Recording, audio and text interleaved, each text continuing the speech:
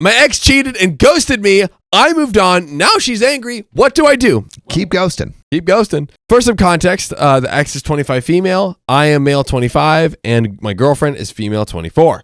So, my now ex-girlfriend and I met and started dating in early 2022. I always felt on my guard with her because she was a 10 out of 10 and I couldn't figure out why she decided to date me. Don't doubt yourself, King! You're an 11 out of 10. Fam. Head up. On. Let alone be in a relationship with me for a year. We went long distance in 2023 because she got a great opportunity to go to Europe to work on a 1-year contract. By the way, this comes from username on our Storytime subreddit. So, it was huge money and an opportunity for her to travel, but I couldn't afford to go. We video chatted regularly, talked throughout the day, texting and things seemed manageable for a few months in. Put an ICU in the comments if you see where this is going.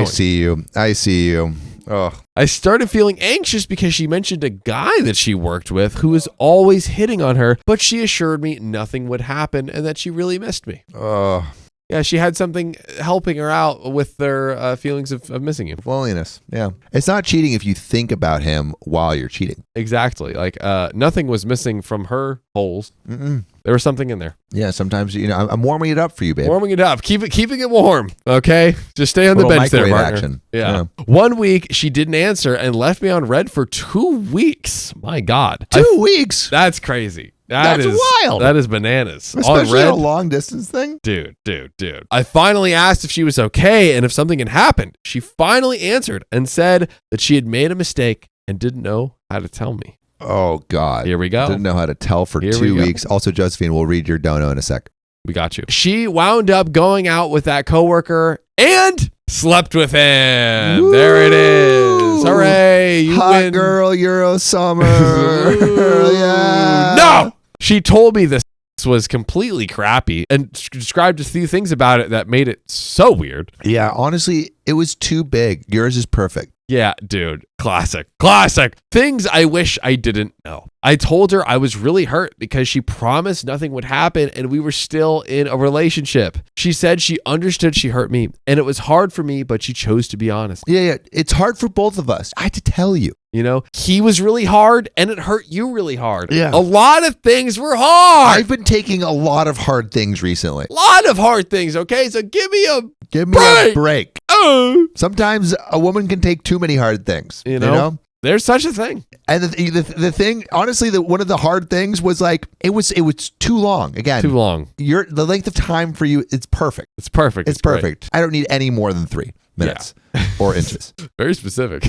Now, she said she needed some space to sort out everything. I love how she needs space, but where's his say? I don't know. She needs space? Yeah, she needs space to think everything out. Really explore everything. Exactly. To come back, And it felt like she wanted me to feel bad for her.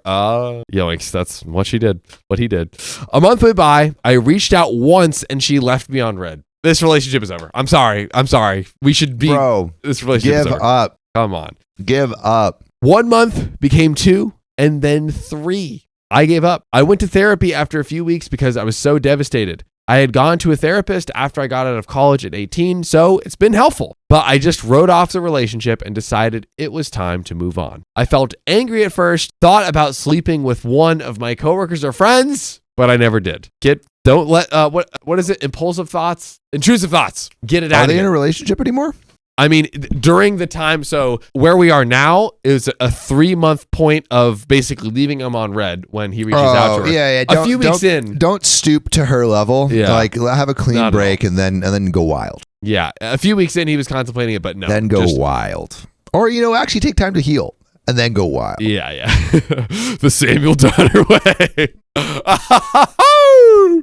But after 4 months, I asked out the girl who had been my stylist for almost a year. She was super sweet and had always subtly flirted with me. Stylist? Man has a stylist? Dude, bro's getting it. You lost a good one, okay, lady? Come on. Could we get a stylist? We should probably have I actually have a stylist in mind that I've been thinking about reaching out to. Actually? Yeah, for me. Yeah. Oh, you can have him. Oh, you can have him. Gatekeeping. For me. We can share him. No. They actually ran out of business last week. Yeah. So you can't even know. Fresh out. Fresh out of style advice, but hey, I'm freaking down. We went out and it was just a breath of fresh air. She was very beautiful and kind, and we talked so easily and had a great time with each other. We went on 5 or so dates before we said we were a thing. I told her about what happened with my ex, and I considered it over and in the past, but I had some trust issues and she understood. Her ex had cheated on her too a few years prior. We have so much in common. Oh my God. It's been about 6 months since my ex cheated on me. Guys, put another ICU in the comments. She's going to come back. She's gonna come back. She's going to rear her ugly head. She's gonna come back after getting cum on her back. Yeah, she's going to be like, I'm here for you again. Hey, come back. I'm here. You can come on my back now if you want. Oh my God. My new girlfriend met my parents and I met her mom. It's getting serious. Things have gone very well and I can't explain. Everything's just been easy, less anxious and fun. Wow, a relationship that's all that? Who'd have thunk it? Impossible. Where's the tears and the anxiety and the strife? Honestly, I feel like if a relationship isn't a roller coaster that is just making you question your self-worth, is it really worth having? Yeah. There's like zero growth happening. There's zero growth. Yeah. What are we doing? Also, where are you going to get the dark energy to build, your next company or like build muscles in the gym? Yeah. You know, bad relationships build gains. We need a red pill supervillain going on. Yeah, dude, right come here. on. I'm trying to freaking hit my PR and bench. Right? In an ice bath. Which, dude, I've been benching recently. Oh yeah? I mean, right now it's not. I'm like at 150. But oh wow, it's gonna still good. It's gonna be 210. Yeah. Oh wow. My highest was 215 in high school. Pretty freaking good, dude. Yeah, but it's gonna be back. It's gonna be back. It's gonna be a 180 like next week. Get ready get your thirst ready, chat, because it's about to be peck season. Oh God. So we had a family party at my parents' place this last weekend. I decided to post some photos to my Instagram of me and her doing some of the games and just a photo of us together. I woke up the next morning to a flood of angry texts from our ex for quote unquote abandoning our relationship. You know, the one where you just like don't talk for 6 months. You like cheat and don't talk for 6 months. Yeah. Look, I cheat on you. I leave you on red for 6 months. This is the relationship. All right. So someone asked about my golden rule about how long you can leave someone on red in a relationship with notice. But my rule was a day for every year of the relationship. This is way over that. Yes. Yeah, they didn't have a year. They didn't even have a year to begin with. Yeah, dude, come on. OP had like an afternoon, or OP's ex had like an afternoon. Yeah, same. And we're 6 months in. Come on. Oh man. So, and not being man enough to tell her that it was over and I had moved on. I blocked her number and then she continued on Instagram and even emailed, not the inbox. Finally, I responded saying that she didn't deserve to be mad. She cheated and turned her back on everything. She and the relationship was to me, and she needed to live with what she did. And you need to live with the fact that you haven't tapped our profile and joined the live yet. Hey, it's a weekday at 3 p.m. PST. Ding dong, you should be here with us. Come on, Point answer. Over. But before we finish the story, so this insane ex has come back and is shaming OP. Do you agree with the blocking? I think you text. I think exactly what OP did. You text a little bit, reblock. Yeah. Like, honestly, just to twist the knife of like, listen, you think after you cheated and you would read my messages, left me on red for 6 months. Yeah, you had no contact with me. Yeah, like, who are you? And that's who. Shout out to the Kazoo Kid reference. But then also, I feel like what maybe OP should have done a little bit differently. Talk to me. If he didn't do this, maybe he did, but when she wasn't responding, send a final text saying like, hey, I haven't heard from you in like a couple weeks. I'm assuming this relationship is over. I just wanted to let you know that I'm like, this relationship is fully done for me and I'm going to go see other people at some point. I was going to ask you that exact same question. Another follow-up. Do you think he, quote unquote, has to do that? I think it would be, yeah, I actually do. Yeah. Just to make sure. Fully sever. So she can't freaking do this. Exactly. And have any guy, well, it's like, well, you didn't tell him, which is like, it wasn't an official breakup. However, OP could have just sent that. It would have been over, closed, exactly. Documented, boom. I think it's not that she deserves it. I think it prevents things like this from happening. I agree. I agree. Send the message a few weeks in, whatever that cutoff point is for you. Send that and let them know for your own peace. For your own peace. So She also messaged my new girlfriend some nasty things about how she looked, how we were still together, and she couldn't replace her. Wild. My girlfriend was upset with her, but didn't take it to heart. She also blocked my ex, and we've just been trying to proceed as normal. But my ex's friends have also messaged me as the bad guy. What? But I mean, they're with the ex, so I know, but how can you believe this craziness? it's so. Maybe she spun some tale to them too. Who knows? Still. Yeah, he didn't talk to me and then just started dating another girl out of nowhere. Come on. But I don't feel like this is something I need to answer for. At this point, do you think that? Does OP need to answer? Anymore? No. Anymore. No. I think we so. cut it. I think you cut it. There we go. I think I would have done exactly what OP did. I would have sent this last text and I probably would have cut it. I agree. Wholeheartedly agree. My fiance wants to expose my ex-wife on social media. I pleaded with her not to. The ex-wife, 34 female, sent an email to me, 34 male, pleading me not to marry my current fiance, 27 female. See, my fiance wants to share the letter on her social media to expose my ex-wife, but I feel that she should be the bigger person and ignore her. But the bigger person who wrote the story is TW letter ex-wife 231232231. That was submitted on r/OK Storytime. Let's freaking go. Yeah. Immediate thought, don't expose her. Why are you starting drama? You won, girl. You got OP. Yeah. My ex-wife Lily and I started dating in college when we were together for almost 10 years and married for 4. Wow. I thought we had a perfect relationship. However, 6 years ago, Lily sat me down. Thought. Apparently, Lily sat me down and told me she was feeling unhappy with our marriage and felt like she missed out on a lot of fun things in life because we got married early and spent all our effort on career and our finances. We are both lawyers and spent a ton of time on our law school, bar exam, etc., and we both got really high-paying jobs. She felt that she never got to live an independent life and find herself. I was heartbroken, as I did not know life without her. Oh.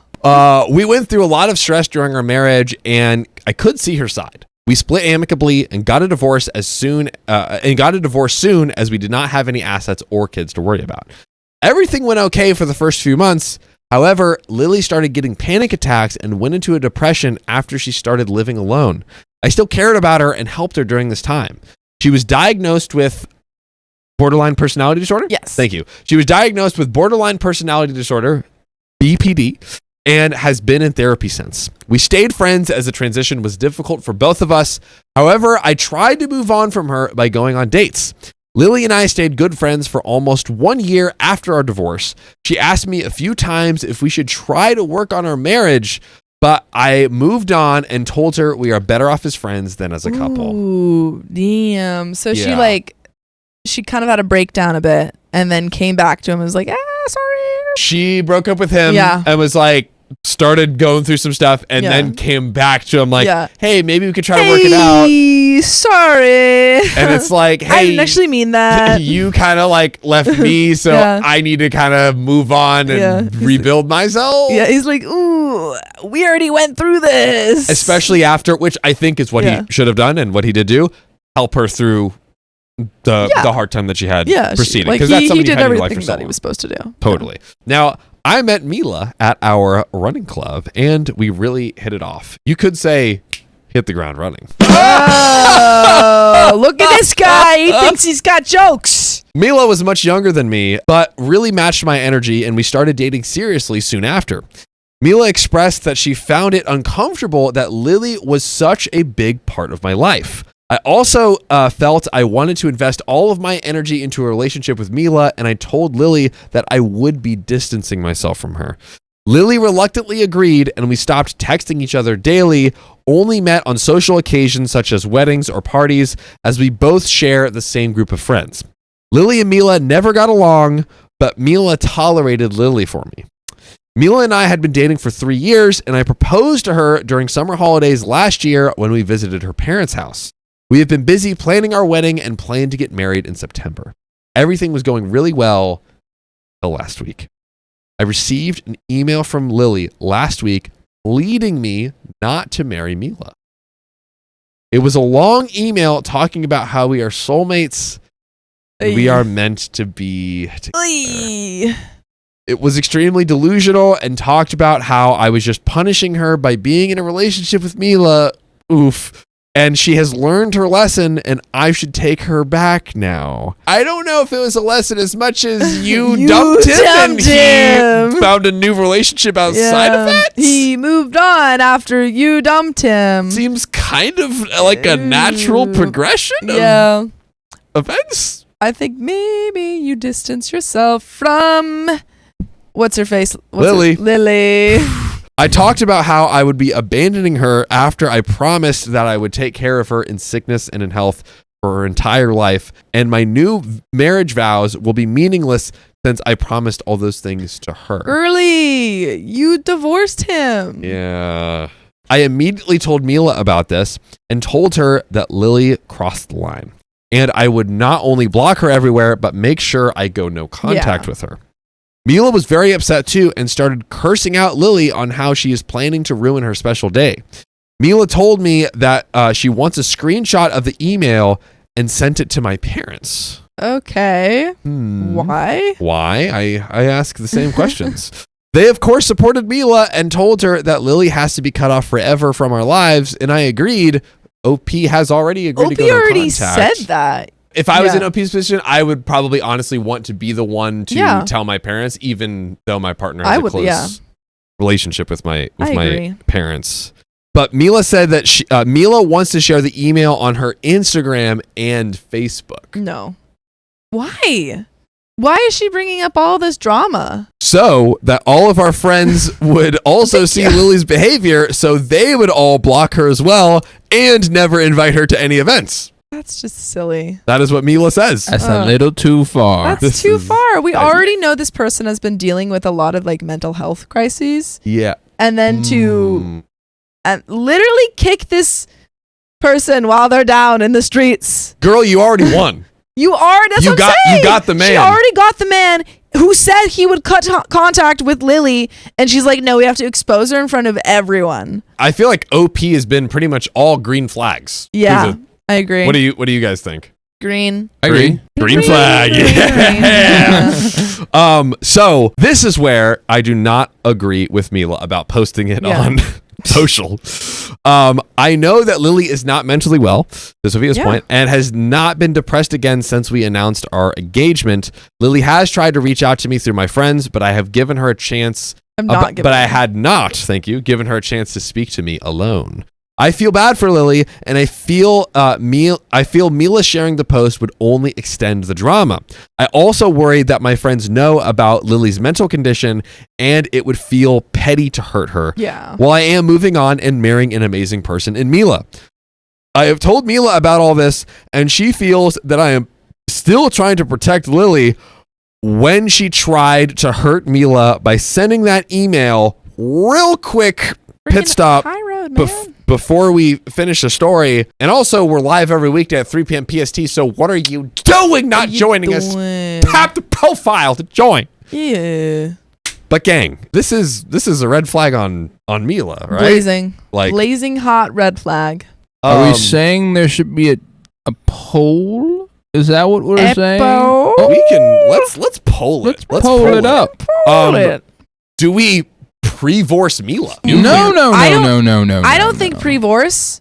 I think we see if she does it anyway. Yeah.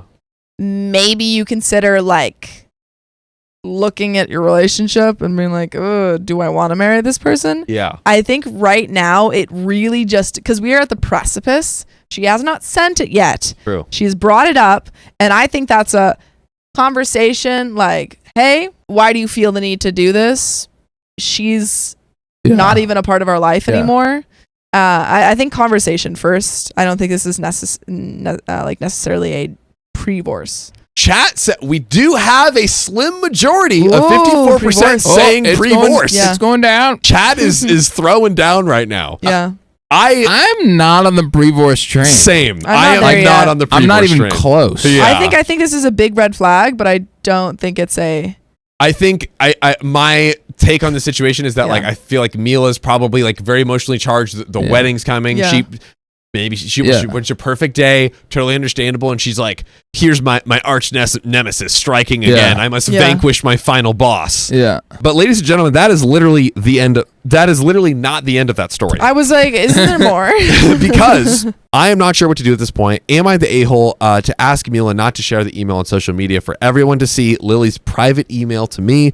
Is Mila right that Lily deserves all the hurt she would get after she makes the email public? And I think in our discussion, we have come to the conclusion now that is not the move. But that is actually the end of that story. My ex-wife opened credit cards in my name. She said I'd never see my son again if I called the police. And that's when you call the police. This is a sad situation, but after my divorce, I ended up moving about 30 miles away where I bought a house and got a job transfer. The divorce was finalized about 4 years ago. She got primary custody as she lives in the school district, though I got most weekends and holidays. By the way, this comes from Credit Throwaway 2, and if you want to submit your own stories, go to r/Shoki Storytime subreddit. So, we've been fairly cordial about it, and it's been working for a while. Eventually, I'd like to get to a 50-50 as she'll be moving to a different school district once he hits high school shortly, and I just move into that district. My problem is that my ex has opened up a couple of credit cards in my name. That's a big stinking problem. Yeah.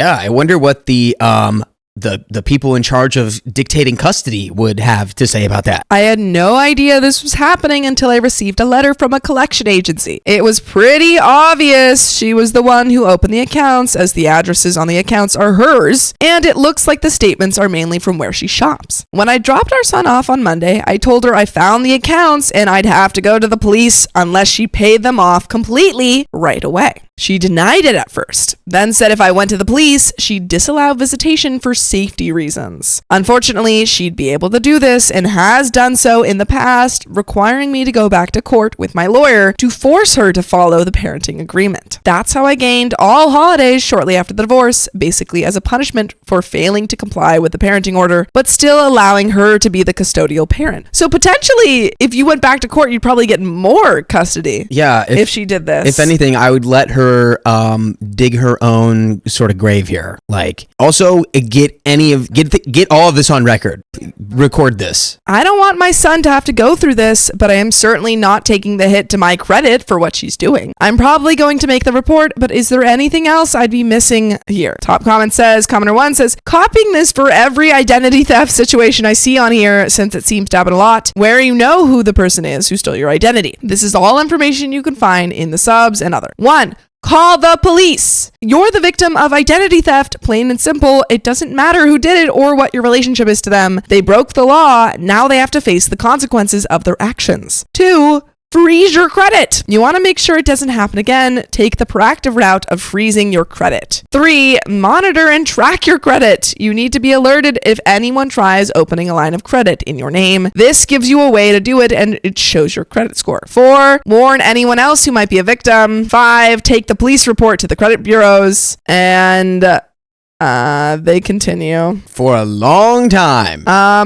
blah, blah, blah, blah. Commenter 2, turn her in and use that to get full custody. Family courts tend to frown upon crime. It would also be good to try to get her threats of parental alienation on video. Talk to your lawyer and start gathering evidence. Hey, guess who else said that? That's what I said. Yeah. And so do that. Commenter 4 says, dude, stop being a doormat and turn her in. She won't have a leg to stand on if she's in jail. I don't know why you think she has any bargaining power here when she will get in trouble for identity theft and not following the custody agreement by extorting you not to turn her in, lol. And there is an update. Jail. I hope it's that she went to jail for freaking blackmailing him. Yeah, or at the very least, like, actually paid that money. At the very least. Yeah, those are the only options but here. I hope it's jail so that you can get full custody of your kids, because clearly the court gave them to the wrong person. Yeah, I'm like, why would they ever give it to this lady? Oh, why would the court ever? I'm not even going to open that. Well, we know why, but why? Why are the courts so bad at figuring out who's good? Update. There's some good and some bad, unfortunately. Since this started several months ago, she has been horrible. I went to the police regarding the credit card accounts. Getting the report was painless, and they said it happens a lot. Both of the credit cards have dropped off my credit report. My credit is back to normal, and I've set up a credit monitor and to make sure it doesn't happen again. It doesn't look like she's going to be prosecuted for opening the cards in my name. I was told when I made the report it would be up to the credit card companies to cooperate with the prosecutors if they wanted to go through with fraud charges. What? Apparently they don't cooperate most of the time, but I can still ask the county to prosecute on behalf of myself, which I did. That's the most insane thing I've heard all day. I mean, they probably don't want, they probably don't want to admit that this happened under their watch or maybe something like that. I have no idea, but I have no clue. In November, I got a formal letter saying they wouldn't be prosecuting my case. John, you've been dancing a lot. I'm going to give you a live demonstration and you're going to see it too. Show me those hips. Oh, damn. That is a good move. But you know what is also an amazing move? What is that, Sam? Becoming an OK Storytime member. Yeah, that's freaking right. We have 60 plus hours of exclusive live streams on Monday, Wednesdays, and Fridays. It's only $5 a month, so go to the link in our description, youtube.com/OKOP show/join. Well, let's get back to the story. I asked a criminal defense lawyer I know about it, and he said the county maybe goes forward with 10% of criminal cases where people get arrested. It's nearly zero where there is no probable cause for an arrest. He said his job is basically just working out deals for clearly guilty people. Okay, so really quick. Unfortunately, it's like in the age of the internet sometimes, it's like if this credit bureau, whatever your creditor is, now you have to start blasting them on social media. You have to create a negative steamroll, a negative snowball somehow, and that's going to be the only thing that gets them to take action. You go, hey, everybody, don't go using X bank because you can get defrauded and they won't do anything about it. That's all you can do now. He said his job is basically just working out deals for clearly guilty people. He also said to let it go at this point. So I've come to terms with the fact that she's not going to have criminal charges and probably not even a lawsuit. She also did exactly what she said she would do and stopped letting me see our son. I've documented every single instance, about 30 total, since September that she's failed to follow our court-ordered custody agreement. I finally got her served at work. That's another thing I don't like about family courts. And she claimed I was abusive and manipulative. I had the police report for the credit cards and basically said the visitation violation started the week after I made the report. The judge basically gave her a final chance to follow the order before he would grant an alteration and she'd possibly face criminal charges. What? How many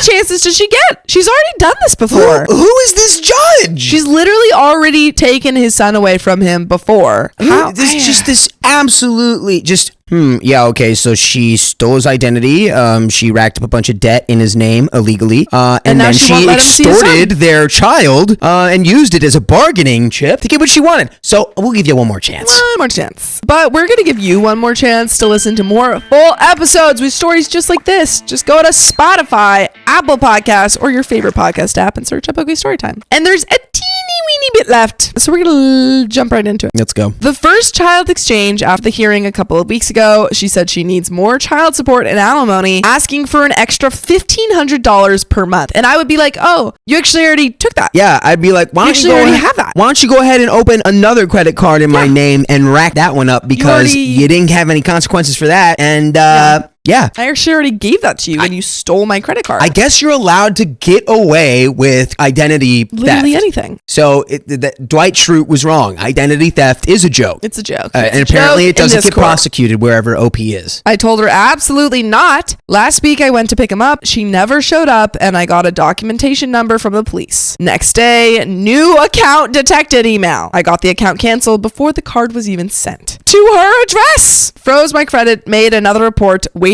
for the will not prosecute letter. She's failed to show up with him ever since. Got her served at work and our new hearing is in a week and a half. If she gets another freaking chance, I'm gonna riot. I'm gonna go out in the streets and riot. We ride at dawn. I know eventually things are going to work out, but she's really testing my nerves. Commenter 1 says this is exactly why CC fraud is so rampant. Nothing is ever done about it. Commenter 2 says get her threats in writing, then report her anyway. If she tries to F with your custody, submit her messages as evidence. And And comment 3, persistence will pay off in the long run. If she is like this with you, there is no telling how she will start treating your child when they get to their less agreeable stages of life. Hang in there. Commenter 4, dang, she's not very bright. This is all going to end up biting her in the butt, and I pray it does. I think it's going to end up working out in your favor eventually. OP, so what did she learn by not getting any consequences? She learned she can get away with it and figured it's okay to attempt to steal from you and F up your credit yet again. I think that judge is going to be pretty pissed off at her for not following custody agreements whatsoever again. Don't know if the prosecutors will do anything about the credit card yet again, as it sounds like she didn't even get to max it out this time. It's insane to me she opened yet another credit card. She's got some balls.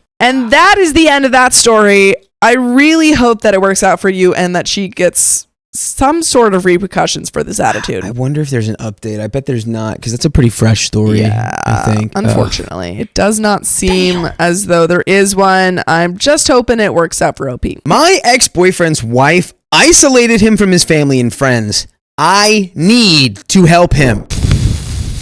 Only if it's not at the detriment of yourself. Let's get some more info here. A little background. Sorry, there's lots of text and names. I'll try to keep this as clear as possible. My ex-boyfriend Bill and I were together for 10 years from the ages of 15 to 25. We lived together for the last 5 years of the relationship. By the way, this comes from user T-Rex. And if you want to submit your own stories, go to the r/OK Storytime subreddit. We broke up very amicably with zero hard feelings. We just realized that we had both grown up into two very different people that we were at 15. Shocker. I'm still friendly with his mother and his brother, Fred, through Facebook. Bill is also friends with my family members, and we have lots of mutual friends. After we broke up, we remained friends, and a couple of years later, I met my wonderful husband, 38, male, and I now have a gorgeous little girl who is 4 years old. Bill also met his current wife, Fiona, around the same time I met my husband. We've both met each other's spouses and have gotten along well. Over time, Bill and I grew even further apart and only exchanged niceties over Facebook once in a while. Again, no hard feelings. It's all just part of growing up. The problems started when I fell pregnant with my daughter. I always love that, fell pregnant. Bill and Fiona have had trouble conceiving, and while I sympathize with the struggle they're having, it has started affecting their relationships with our mutual friends. Fiona started getting a little unhinged, for lack of a better term, when she found out I was pregnant and told Bill he couldn't contact me anymore. I didn't really care. I understand it must be hard for her, so I didn't say anything at all, as it's none of my business. After that, she started defriending and blocking all of our mutual friends who were pregnant or had kids. This hurt my best friend Anne's feelings, as she was also Bill's best friend. Anne moved across the country, and Fiona told Bill that he couldn't see Anne when she came to visit, which hurt Anne even more. I got pissed at Bill, and even though I wanted to stay out of it, I had to tell him how much he hurt Anne. He told me that he would make an extra effort next time she visited, but he never did. Now Fiona and Bill have moved halfway around the world to Australia.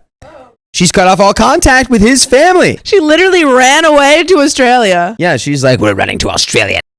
No one will find us. No one will find us, and none of their babies will be able to assault my eyeballs. Bill's older brother, Fred, had a baby recently, and Fiona instantly defriended Fred and his wife, as well as Bill and Fred's mother. She refuses to let Bill spend time with his family over the holidays and wouldn't let him stay with his family when he came back to visit without her. I have largely stayed out of this whole situation because I do not want to get involved with the crazy. But recently, Fiona has started emailing me. She got my email somehow from Bill's account and has told me that I should stop talking to all our mutual friends so she can add them back on Facebook. What the ever-loving frickety-doo-dah does that mean? She's also telling me very personal details about their relationship and asking my advice, which is just crazy. She wants me to write up a statement that says that my ex has autism, he doesn't, so she can give it to his doctor. I haven't responded to any of her emails and I don't know what to do. Dude, that sounds like a crazy control thing. Crazy control thing. It's like you're trying to get your husband a formal autism diagnosis, and I don't feel like you're doing it because you're like, I want my husband to fully understand himself. You're like, I want my husband to feel like I have or need to be more in control of him than I already am. No, this is all very, very bad. And also, I think you should block her.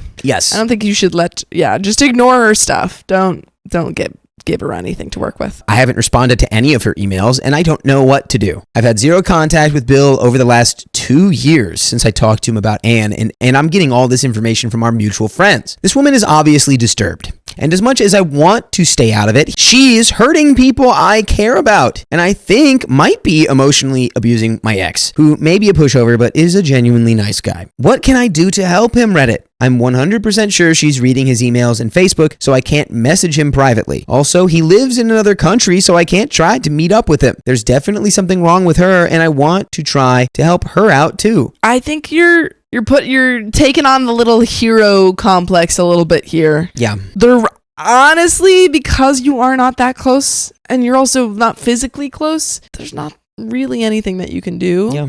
Maybe you could reach out to his family, but unfortunately there They really probably isn't a lot. already know that. Yeah, there really isn't that much you can do. Yeah. And it's nice that you care, It is. but like, It is. yeah. You're concerned with the wrong bucket. You need to be concerned with your bucket, Mm-hmm. not Bill's bucket with his horrible wife. Just, comments. Number 1, I would forward all the messages first to his family asking if they know what's going on. Next, I would forward them to Bill's email saying, you got these messages and are really worried. Even if she can see them, she knows that she can't get to him through you. Unfortunately, what you can do is limited. They're in a different country. You don't have any means of communication. You could call the police in that country, but I don't know if they'll be able to do anything. Ultimately, he's an adult. So unless there's proof that she's abusing him or holding him against his will, there's not much you or his family and friends can do. Comment 2, maybe reach out with your concerns to Fred since you stayed friendly with him. I'm sure he has similar reservations about Fiona, and maybe you validating them will help him support Bill as he deals with his wife's issues and or abuse. I don't know what else you can do since they live far away and you don't have any contact with Bill. OP replied, I talked to Fred recently to congratulate him about the baby.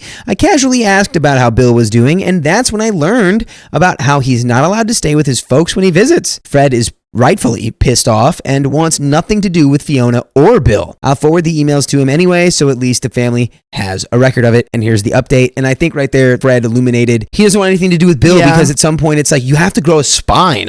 What do you want me to do? You want me to get in there and weld it together? So No, it's really hard because when people are in situations like this where there is like abuse, even if it's just like emotional, it's really hard to get out of those situations, but only you can get yourself out of it because it is mental and because you have kind of been manipulated and stuff. And you're just not going to listen to anything else that other people have to say until you make that decision. Update. Hello. Even though my original post didn't get a lot of attention, there were some good responses, and I thought I would update everyone as a lot has happened in the last couple of weeks. So I forwarded her messages to my ex's brother, Fred. He called me immediately and said that he would try to get a hold of his brother as soon as possible. I forgot to say in my earlier post, but Bill works as an independent consultant / contractor in IT, so it was hard getting a hold of him in his workplace. John, we're going to get back to the story, but you're old. You're as old as me now, pal. I might be as old as you, but I feel like you have oodles moral wisdom. I've got some wisdom in this old noggin. You got a piece of wisdom for me right now? Always respect your And I think the other piece of wisdom that I've learned from John is join OK Storytime memberships. Yeah, that's freaking right. We have 60 plus hours of exclusive live streams on Monday, Wednesdays, and Fridays. It's only $5 a month, so go to the link in our description, youtube.com/OKOP show/join. Get it now while I'm still alive. Now back to the story. That doesn't sound right. Every IT guy I know uses Discord. Frank received a few responses from Bill, just short emails saying he was okay, but Fred really wasn't buying it. Thankfully, I hadn't received any more messages from Fiona. I didn't reply to any of her emails, so I guess she gave up. I didn't think there was much more that anyone could do, so I just got on with looking after my own family. My husband, Dan, knew that I was worried about my ex, and as a testament to what a great guy he is, he set about trying to contact him as they both work in the same field of IT. I know, apparently I have a specialized type. Dan is close to his boss and told him about the situation. Dan's boss contacted Bill through LinkedIn to set up a Skype consult. Dan's reasoning is that if Fiona is monitoring Bill's email and social media, then this will fly under her radar as she doesn't know Dan's boss and his connection to us. My husband is a sneaky, clever, cheeky little guy. They scheduled the call a day later and my husband hopped onto the call as well. He didn't tell me exactly what he said, but the gist of it was that Dan and his boss told Bill that we were all worried about him and that if he needed help, to just let us know. Bill broke down and started crying. He felt so hopeless and thought that no one cared about him. Wait, okay, Hey. OP. You know what? I take it back. You freaking did the right thing, and like, what a kind, loving person you are. Because I was like, there's really not much you can do, but like you were the only one out there was like, no, I have to do something. I mean, there's not much you can do other than express it. Yeah, which you Once did. you've said it, that's really as far as it goes. And it seems like that's all you needed, perfectly enough, for him to be like, oh my God, you're right. My life sucks. But like, well, I think just the fact that OP went the extra mile of like setting up this, like talking to Fred, setting up this thing, getting the husband involved, like it all, you're a good person. Turns out she was reading all his emails and deleted all the ones from his family, as well as controlling all the finances. She was also physically smacking him and was too embarrassed to tell anyone. She's just shy of 5 feet and he's 6'4". Dan and his boss told him to pack his bags and head to the airport, and they bought him a one-way ticket back home. Bill arrived home a week ago or so, and he's doing well. He's staying with his mother and father, and Fred has been helping him get back on his feet and handle the legal stuff. Needless to say, they are extremely grateful to my husband and his boss, and have paid back the cost of the ticket, as well as buying Dan and his boss several bottles of very expensive bourbon, which they insisted on. We were happy to cover the ticket, but weren't going to argue with them. Dan and I told them that now that he's home, we were going to take a step back. His family is looking after him now, and they don't need our help anymore. We'll still keep in touch, though, and I think we'll always be close to Bill and his family from now on. Fred did tell me that the horrendous ex-wife doesn't want to come back home, so we don't have to worry about her turning up on our doorstep. And by the way, I will always be worried that you're not turning up on our doorstep, and that doorstep being the full episodes with stories like this one on Spotify and Apple Podcasts and wherever you get your podcasts. Just search OK Storytime and you'll have 47 days worth of content. Now, we do have a little bit left. I mean, do we have any finishing remarks here? Finishing remark, I just think it's I think looking at this story originally, it seemed like you could tell the family and that was kind of it. But OP, I think, went the extra mile to help someone that she cared about. And I think that really is wonderful. They're lucky they had that connection. Yeah. It's funny how stuff works out like that sometimes, you know? It's like these obscure connects. It's like, oh, my husband's in IT and he's in IT. And it really is a sweetie. You had no, what's the word? You in no way were responsible for helping this guy whatsoever, but you did. So you did anyway, and that's little amazing. Angel baby move. Yeah. You are the angel in this story. Yes. And now let's finish this story. I don't know how Fiona reacted. She hasn't sent me any emails, so I don't think she knows I was involved or what's going to happen legally, because I don't want to be so involved anymore. It's time we focused on our family for a bit because I'm pregnant. Yeah. Couldn't have picked a better man to breed with. Also, Dan's boss let Dan bill the hours of Bill's rescue as personal development because there are still decent people in this world. Wow. Hey, the boss is cool. He billed the hours that they were helping this guy? Yeah, the boss was like, hey. This is like, I liked when you did that. I approve. That was pretty stellar work. Helping it shows out, you're a team player and you care about the underdog. I mean, technically, the other guy was in IT. Yeah, he did work for the both company. in IT. Yeah. So, anyway, we have some comments here. Actually, we have one comment to finish it off. I am enormously impressed at how this was handled. That takes some serious maturity on everyone's part, especially your husband. What an absolutely fantastic man. Hey, and that is the end of that story. Lovely. I love this story. I think it was a fantastic story. I agree. My ex-boyfriend's new girlfriend wants to learn the truth about our breakup, so I told her. You can handle the truth. My ex and I started dating my freshman year, and we were together for 3 years. Wowee. He was a complete jerk and borderline abusive pretty much the entire time. The final straw was when I found out he had been physically and emotionally cheating on me with one of my casual friends for months. By the way, this comes from Jellyfish33333, and if you want to submit your own stories, go to r/OKStorytime subreddit. So when I confronted him about it, he tried to lie and squirm his way out of it. And when I eventually dragged the truth out of him, he ended up blaming me for a variety of reasons. He was one of those people who's very charming and manipulative and can't fathom himself doing anything wrong. The worst part is that I was still buying his BS at this point, and I even broke up with him reluctantly, telling him I loved him and tried to spare his feelings. This was almost a year ago. After the breakup, he moved a couple towns over for work, and I went completely no contact. As time passed, I finally came to my senses. I realized I only loved him because of the reality he was gaslighting onto me. And all those little times he hurt me that I just let slide seemed much more malicious. My friends told me that some of the things he was telling me towards the end the truth were lies as well. It was so much worse than I had been led to believe. I didn't see how contacting him would help anything, so I just kept my feelings bottled up. I grew bitter and resentful of him and very angry that I had spent so much of my college life with this jerk. So flash forward to 4th of July weekend, I was out with some of my friends and we were drinking and having a great time. At one point, my friend poked me with a concerned look on her face, and as I turned around, I see my ex with his arm around a girl, confidently heading towards me. It's like the theme from Jaws starts to play.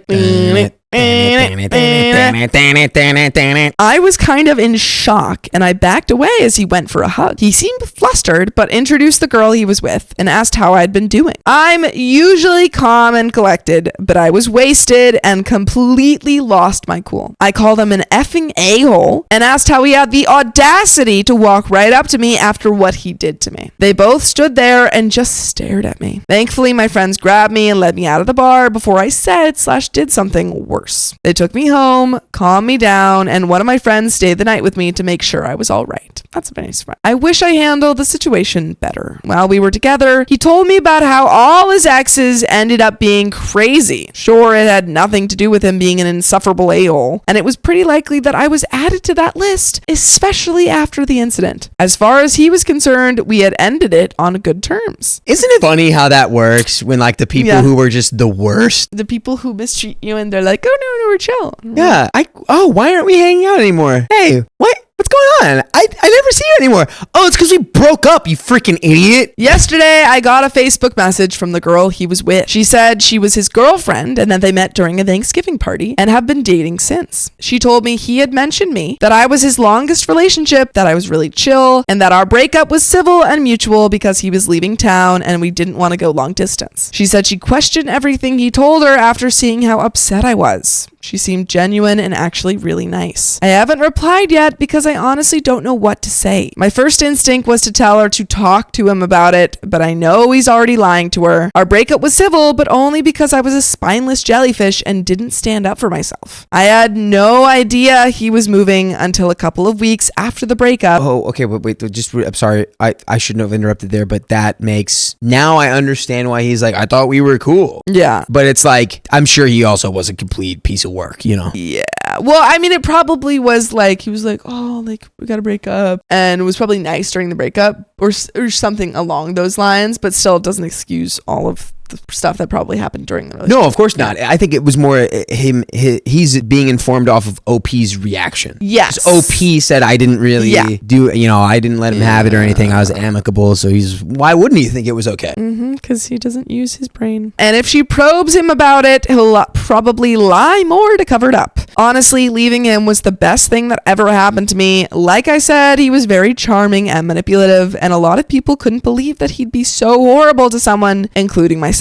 I was so blinded and convinced that I was worthless and should be grateful this perfect human wanted to be with me. Then again, she has no reason to believe me. Maybe he's changed and is treating her better than he treated me. I'd be potentially ruining a good relationship for no reason. So what do you guys think? Do I reply and tell her the truth? Do I reply to her and tell her to talk to him? Or do I just completely ignore the message? John, we're going to get back to the story, but I got to tell you, I've been loving these pearls that I got in Colombia. You are a delicious beaded man now. I do feel more confident at the very least, but I think these pearls pale in the amount of confidence an OK Storytime membership can get you. That's right. You get 60 plus hours a month of exclusive live stream content. That's advice that'll make you the best version of yourself. And it's only $5 a month, so go to the link in our description, youtube.com/OKOP show/join. Crack open that oyster and get the blues. But let's get back to the story. And there are some comments. I mean, honestly, you can, if you want to just ignore it. That's totally within your right. But I think that the fact that she is asking, I feel like means there might be something already happening. Yeah, that is a good point. It's like, it's one thing to just do it out of the blue, but if you're being directly asked,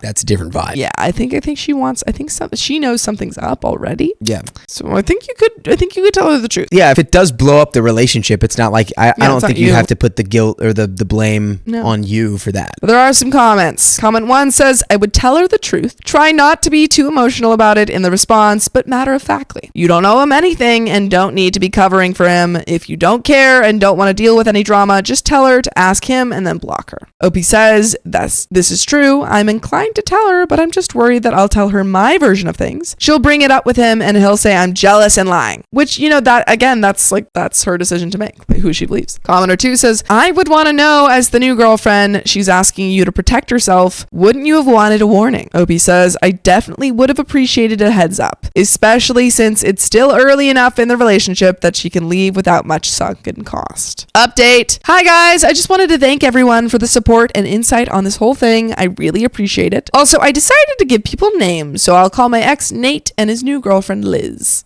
For a crap load of reasons, I decided to reply to Liz's message. I plagiarized from some of the comments on my last post. Love you guys. So I apologized for losing my crap the other day and said that despite what he told her, we broke up because he had lied to me for months about an affair that he had been having. I wished her the best, and I was pretty nervous after I sent it, so I logged out of Facebook, turned off the notifications, and went to work. That evening, I got back on and saw that Liz had replied within an hour of it being sent. She thanked me for answering, and she'd reached out because she started to have weird feeling about Nate. After he swore he had no idea what my outburst was about, she also asked me why he talked so fondly of our relationship/breakup, if this was really what happened, and if I knew anything about Sarah. Oh, Who's Sarah? Who's Sarah? Sarah was the girl Nate cheated on me with. That's Seems to be still around. That's Sarah. I still have a lot of anger towards her. I was always super nice to her, and she knew Nate and I had been together for almost 2 years, and that I was embarrassingly in love with him when they started essentially dating. It's kind of irrational and misplaced because I know she doesn't owe me anything, but yeah, apparently Sarah is still very much in the picture. Yikes. Liz says she and Nate have had multiple discussions about the appropriateness of their relationship, but she can't ask about it anymore because he just shuts it down. Ugh. I could just picture him doing his little "a relationship can't exist without trust" spiel. After thinking it over, I said that I couldn't explain why he told her that. I could only speak from my own experience, but I found both Nate and Sarah to be untrustworthy. And I also told her that while I hope for her sake that the relationship is now platonic, and I'm still questioning this decision, that she was the girl Nate cheated on me with. I told her to trust her instincts and apologize for being the bearer of worrying news. But I am the bearer of good news, because you guys can listen to full episodes with stories just like this on Spotify, Apple Podcasts, or your favorite podcast app. Just search up OK Storytime. Great news. And there's a little bit left to the story, but I think that you did the right thing. Yes. I think that you did the right thing. Correct. And now Liz is fully informed, and we know that Sarah's still in the picture, and that's no bueno. Yeah, crazy to me that he's like, the relationship is built on trust. Like, you can trust me to cheat on you with Sarah. I did it last time. I'll do it again. He's a little liar, he is. He's a little cheeky. A little cheeky liar. But there's a little bit left. I was thinking of waiting for her to reply so I'd have more for this update, but it's been a couple of days and I don't really know what she'd have to say to me anyway. I'm just super anxious and find myself thinking about her a lot. It's almost like going back in time and telling little 18-year-old OP that Nate would probably make the next few years of my life miserable if I stayed with him. Knowing me, I would have been heartbroken, so I just really hope that Liz is okay. And commenter 1 says, Liz already had her doubts about her and Nate's relationship, or she wouldn't have messaged you in the first place. Exactly. You did the right thing without coming across as petty or jealous. Good for you. Hopefully Liz is okay, but you did the right thing. And commenter 2, you may not ever get closure from Liz about what happened with her and Nate, but rest assured that you've done the right thing by answering honestly and respectfully. If Liz does break up with him, I wouldn't be surprised if Nate blames the whole thing on you being a crazy ex who tries to sabotage his future relationships because you're still in love with him. Have a game plan for if you run into him in public again, especially if he's belligerent or threatens you. You have done nothing wrong here, but being prepared never hurts. Cheers to living life free from cheating, lying, F-whistles. But that is the end of that story. I'm walking my ex-daughter-in-law down the aisle at her wedding. My son was furious. You must hate your son. You have got to hate your son to do The son that. has to hate you. Well, yeah, one or the other. Yeah. That's true. I, 56 female, have 2 children. Bob, 30 male, and Alice, 27 female. This is about Bob. He used to be married to my daughter-in-law, Ruth, 28 female. That is until 5 years ago, Ruth discovered that Bob was cheating on her while she was pregnant with my granddaughter. Oh my gosh. Ooh, Bob sucks. Yeah. By the way, this comes from Throwaway Daughter-in-Law, and if you want to submit your own stories, go to r/OK Storytime subreddit. So, I was really disappointed in my son. I taught him better than this. I am a single mom. My husband fell into eternal sleep years ago, and I remarried only after my kids were in their late teens. I know for sure my late husband wouldn't approve of Bob's cheating. So, long story short, Bob, Ruth, and I had a fight. I told him I was very disappointed in him. How could he do this to his own wife? Bob yelled at me and said that I'm his mother, not Ruth, so I should be taking his side. I will not support his infidelity under any circumstances. My daughter also thinks that her brother is wrong, but she's neutral about it. Bob was mad and left the house. I only saw him at the divorce hearings. I left him messages that if he wants to talk, I would be open to talk, but he didn't respond to my messages. Ruth was an orphan. She didn't have anyone else, so she saw me as her mother. Even after the divorce, she would visit me and bring me some gifts like flowers or cookies. I never stopped her. Ruth also never stopped calling me mom, even after her divorce. I also loved spending time with her and my granddaughter, and also a little bit of a different situation because the granddaughter still is in the picture. About 3 years ago, I set up Ruth with my friend Patty's son, John. Patty and I have been close friends since childhood. She knew Ruth really well and loved her too. It was Patty's idea to set her son up with my daughter-in-law. Ruth and John totally hit it off. John was also a good father figure to her daughter. Recently, John and Ruth got married. Wow. Oh my. Ruth wanted me to be there to walk her down the aisle. She told me she walked down the aisle alone when she was married to my son. Oh, but now she wants me to walk her down. I was happy about it, so I said yes. That's so sweet. That's really lovely. The news reached my son. He called me to again yell at me that what I'm doing is wrong. I shouldn't be talking to Ruth because she and him are divorced. He forbade me to go. I told him he was being irrational. Even if he's divorced, that doesn't mean I have to cut off Ruth. I reminded him that it was his poor choice that led him to this. I didn't listen to my son and went to the wedding anyway. My son got the news and was pissed. He kept cursing me that I'm a deadbeat mom who left her own son for an whore. He called me a hypocrite that I didn't go to his wedding. He married his mistress, but was gallivanting at Ruth's wedding. Dang. My husband is with me, but he says my son is a point. But my daughter says otherwise. Was I wrong to go to her wedding? And there is an update. I think it's messy. But also, again, this isn't just a girlfriend. This I isn't agree. like they have a tie. The granddaughter, Right. I think, is really integral to this story Yeah, absolutely. because it's like you can't just cut them off completely. yeah. I And also, agree. Bob sucks. Yeah. I agree. I think it's definitely not wrong for her to go to Ruth's wedding. I think it might be a little wrong for her not to go to her son's wedding. Yeah, You know I think what that. I mean? Yeah, Because it's like, even if it's like, yeah, he cheated and like, and then he's marrying the mistress or whatever, like crazy situation. So your not son- good on his point, on Yeah. his behalf, you know, but at the same time, I feel like it's the kind of thing where you have to show up and just be like, yeah, I think so. like, yay, you know. I think It's that's easier. fair, especially because it seems like you did want to have a relationship with him. Yeah, I think fine to go to her wedding. Should have gone to his wedding. Yeah. Update. First of all, thank you for your comments. Although I got some hate comments calling me a bad mom and a failure, it was nice to see people supporting me. It gave me strength to know I was not making a bad decision. So now on to the update. My son emailed me and said he wants to talk to me.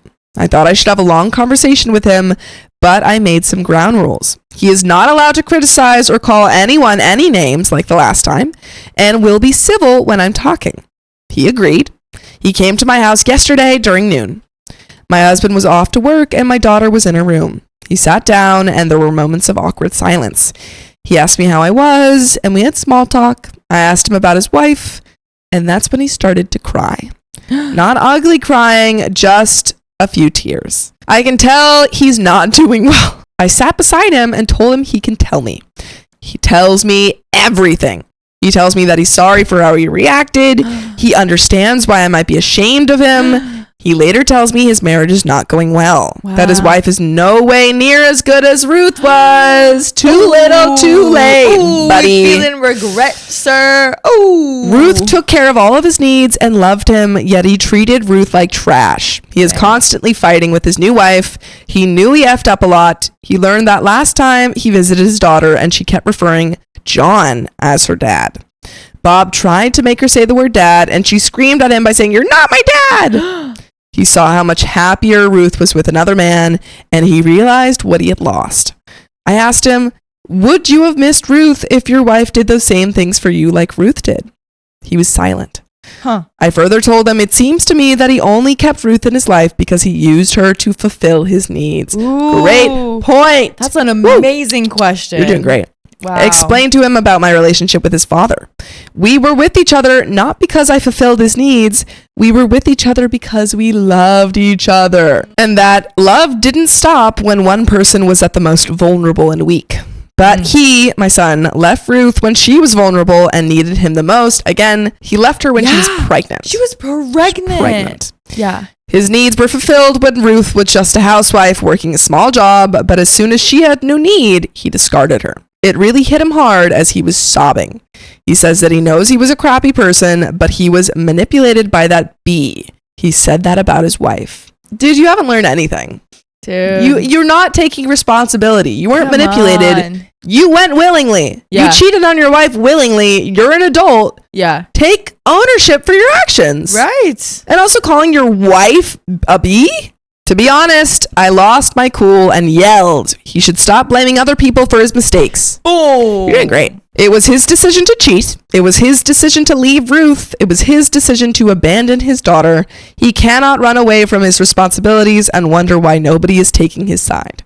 Moreover, he hasn't learned anything from his mistakes because he is still calling his wife vile names. She just repeated what I said, and I agree. Absolutely. This is the same girl he claimed is better than Ruth. Mm-hmm. He had a choice not to cheat. He could have pushed her away when she tried to seduce him, but he didn't, because in his mind, he made this fantasy that Ruth doesn't care about him because all she ever wanted was to complete her education.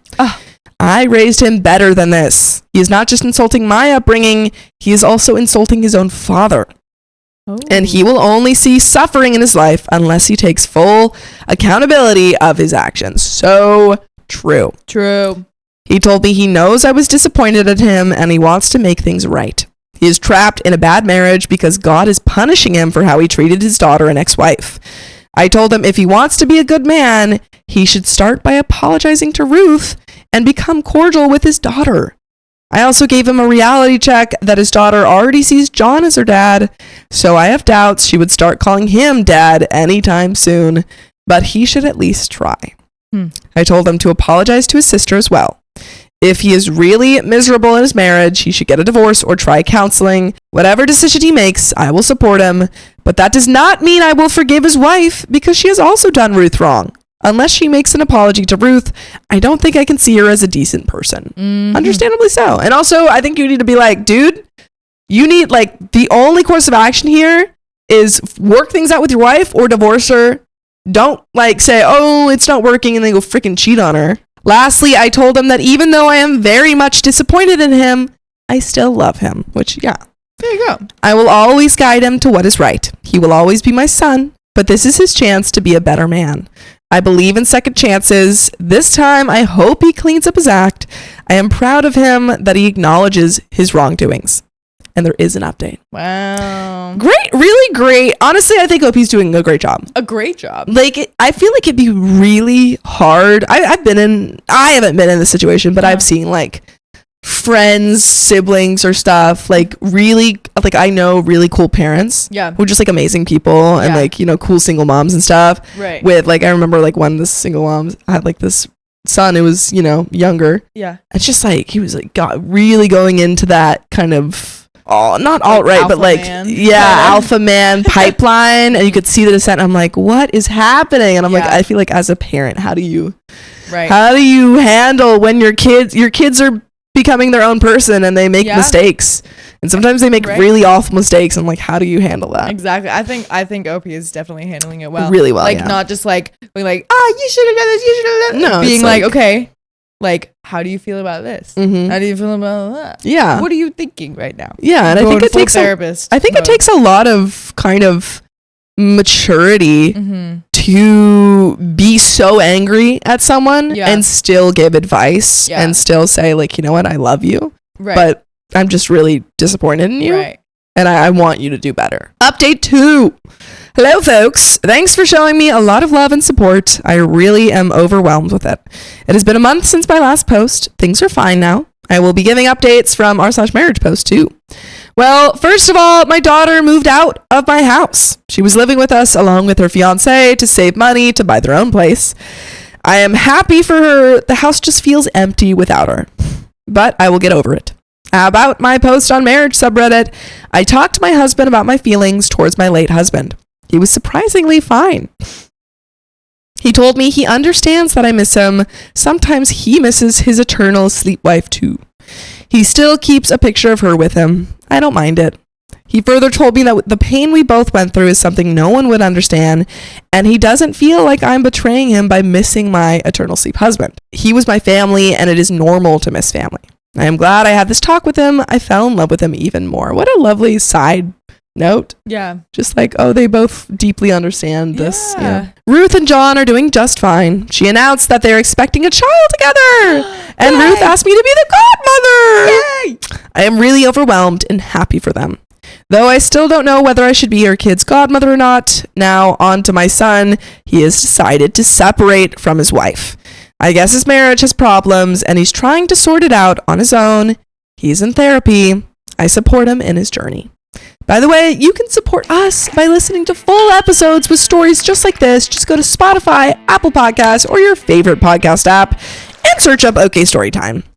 But there is a little bit left. Do you have any final thoughts? I mean, it sounds like we got some happy updates. I honestly think, based off like how horrible this kind of started and all the mistakes that happened, just really on the best possible path forward. Oh, yeah. Like everyone's really going on a great path. Just a great incline. Yeah. Yeah. Things between my granddaughter and him are still a bit sour, but I am helping as a middleman. He talked to Ruth about changing custody, but she said no, because given how he has treated her in the past couple of years, she doesn't trust him. I know Bob is sad, but I assured him he shouldn't give up now. He should still fulfill his duty as a dad. He meets my granddaughter at my house. Right now, they're playing snakes and ladders in my living room. My son has been really trying to be a better version of himself, and I support that. I hope in future things will improve for him. Thank you so much for helping a mother out here. I know if I ever have any issues I cannot solve, I can always count on the kind people of Reddit. Amazing. You don't always get some kind people at Reddit, so it's good to see. You know, it's good to see a story where you do. What a happy ending to that. And I think on that, like, a final point of, I totally understand why Ruth would not want to give him custody. Yeah. But I think just like on OP's part of just reminding him, hey, the way that you get that custody, that you prove to Ruth that you are a safe person for your daughter to be around, is by showing up. Yeah. Is by continuing to be there for your daughter. Absolutely. Even though you don't have that custody. Right. Like doing whatever you can do to prove that you are a good dad. Right. Because then it's just, at that point, it's like you miss 100% of the shots you don't take. Sure. You know, it's like that. Like if you don't even try to not be like a deadbeat or whatever, then nothing's gonna change. Then you will be. You know. Exactly. Yeah. Like don't just give up because you're getting pushback. Exactly. Show that you can be there. Exactly. But that is the end of that story. Whoop, whoop, whoop. My sister wants to reconcile with her cheater ex. I'm fed up with both of them at this point. Yeah, I'd be pretty pissed. How you gonna get back with the cheaterooski, man? Come on. Hi, everyone. This is the first time I've ever posted on Reddit, but I've been a listener of the show for years. I need advice on what to do with my little sister, 23 female. My sister, Kelsey, recently went through a divorce from her husband of almost 2 years.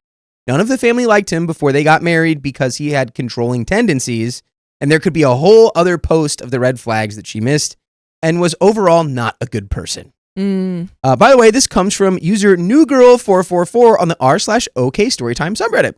So, My parents' relationship with Kelsey was also strained because she moved him into her apartment while they were dating. I should note that my parents were paying for her tuition and apartment at that time, and their rule was that they would not be financing us living with our partners.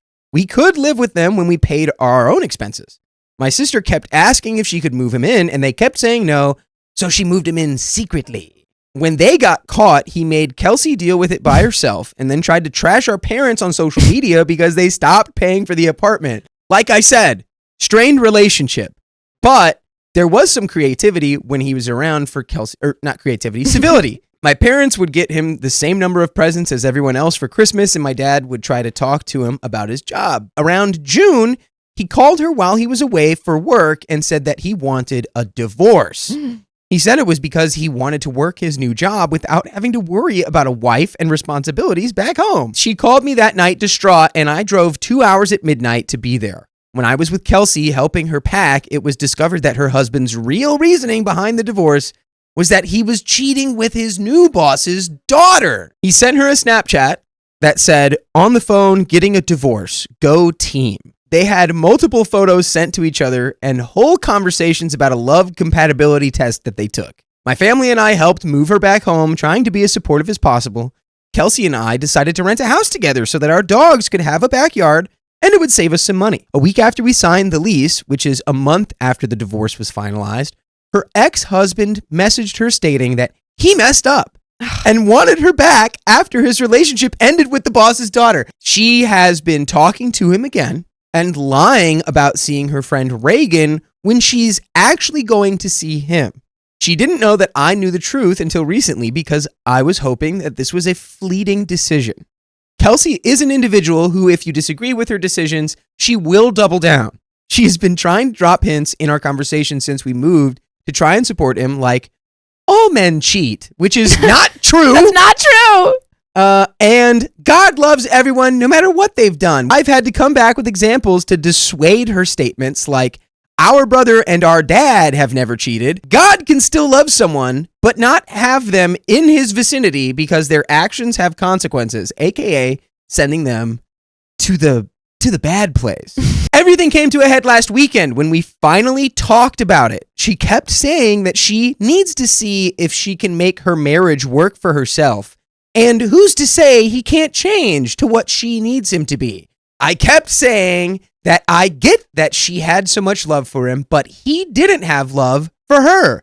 And he wouldn't have cheated and broken up their marriage over the phone. It won't work out the way she wants it to. People don't change that fundamentally in 2 months. I don't know how to get through to her that her self-worth is so much more than going back to a cheater who ended things over a phone call. There are 7 billion people in the world, and she wants to stick with this one? I also told her that I don't want her bringing him over to our shared home. I loathe him and don't trust him as far as I can throw him. I genuinely believe he would do something to me, my stuff, or my dog to get me to move out so he could move in and mooch off of Kelsey again. We have not had a conversation unless it pertains to the house since that conversation. She asked me if I'm really going to ice her out, and I explained that I'm not icing her out, but I'm going to pretend that, I'm not going to pretend that I support what she's doing to be all buddy-buddy with her. I am so angry that she just kept lying to my face to sneak off to see him and then would be totally okay with it. She justifies it by saying that she knew this is how I was going to react. I told her that it doesn't make it right lying straight to my face and getting mad when I would ask questions is not okay if you think having him back in your life is such a good decision. I told her I'm setting the boundary that if she has him in her life, then I'm going to take a step back. I will treat her as a roommate, but I will not go out of my way to hang out with her. I stood up for her the first time and supported her even when I didn't like the relationship, but I don't think I can mentally do it again. I was stuck playing mediator in my family and having to watch this man treat her poorly over and over again. So am I the a-hole for telling her it won't work out the way that she wants it to and acting like she's just a roommate? Any advice on the situation would be greatly appreciated.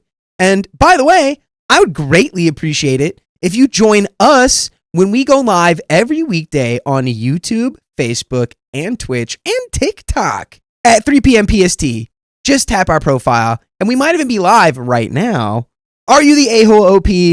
No. But okay, well, let me get you. Go ahead. No, you go ahead. Well, I was gonna say, Yeah. I feel like completely icing her out and turning her from your sister into like a roommate that you don't even really want to hang out with.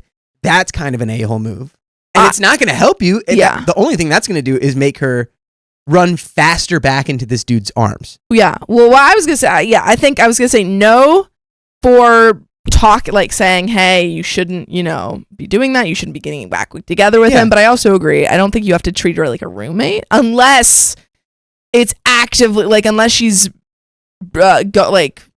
pushing past your boundaries and bringing the guy home all the time. Right. Yes. At that point, then you can be like, you know what? Our relationship is not working. You're not, listening to me and my boundaries. Although, you know what? Now that I'm thinking about it, I can see why she would be that upset about, because I think where the core of OP's issues coming from is that her sister was lying to her about meeting up with this guy. She was saying she was going somewhere else. Yeah. And it's like, if you've ever helped like a friend through a toxic situation like this, it can get really frustrating when it's like, I have been in situations where you're like, stop doing that. Oh God, you're lying about it. It's like, I can't deal with this anymore. Yeah. But it's like you can't. So I can get being that upset about it, but at the same time, from my point of view, my perspective is only with friends because I don't have any siblings. So I just can't imagine fully icing out your sister in this moment when clearly that's going to accelerate the issue that she's having. Yeah. I think it's pretty clear. I don't think I would ever ice my sibling out for this behavior. But I also have, as you kind of experienced, I also have friends where I've had to go through this constant right. Don't do that. Maybe we should not, maybe we should move on from that person. But I don't think I would ice them out. But I also think there's only so much you can do to help them. Mm-hmm. And at a certain point, it becomes exhausting on your end. Right. I think maybe shifting from having a an conversation active position to a passive one would be good. Yes. I think it's okay, you know what? I can't help you. I can't give you advice if you're not going to take it. We're still sisters, but please don't come to me anymore about this because you're not listening to me. Exactly. So I think that conversation could be had where you express your boundaries and say you're not helping yourself. But I think unless she was bringing the person home and actively affecting your life and, that would be the only case where I think literally icing out. So you're on the right track, OP, but you're a little stinky. Yeah. It's just maybe little just a step stinky. far. Yeah, you're just step going too far. Too much. Mm-hmm. So let's see how this story ends. Mm-hmm. So, give it edit. We decided to rent a place together. Where they're living now, I suppose. I, 25 female, just finished grad school and was previously living at home to avoid student loans. Her name and mine are on a year-long lease. Kelsey told my dad that she was talking to her ex again before anyone else. Me.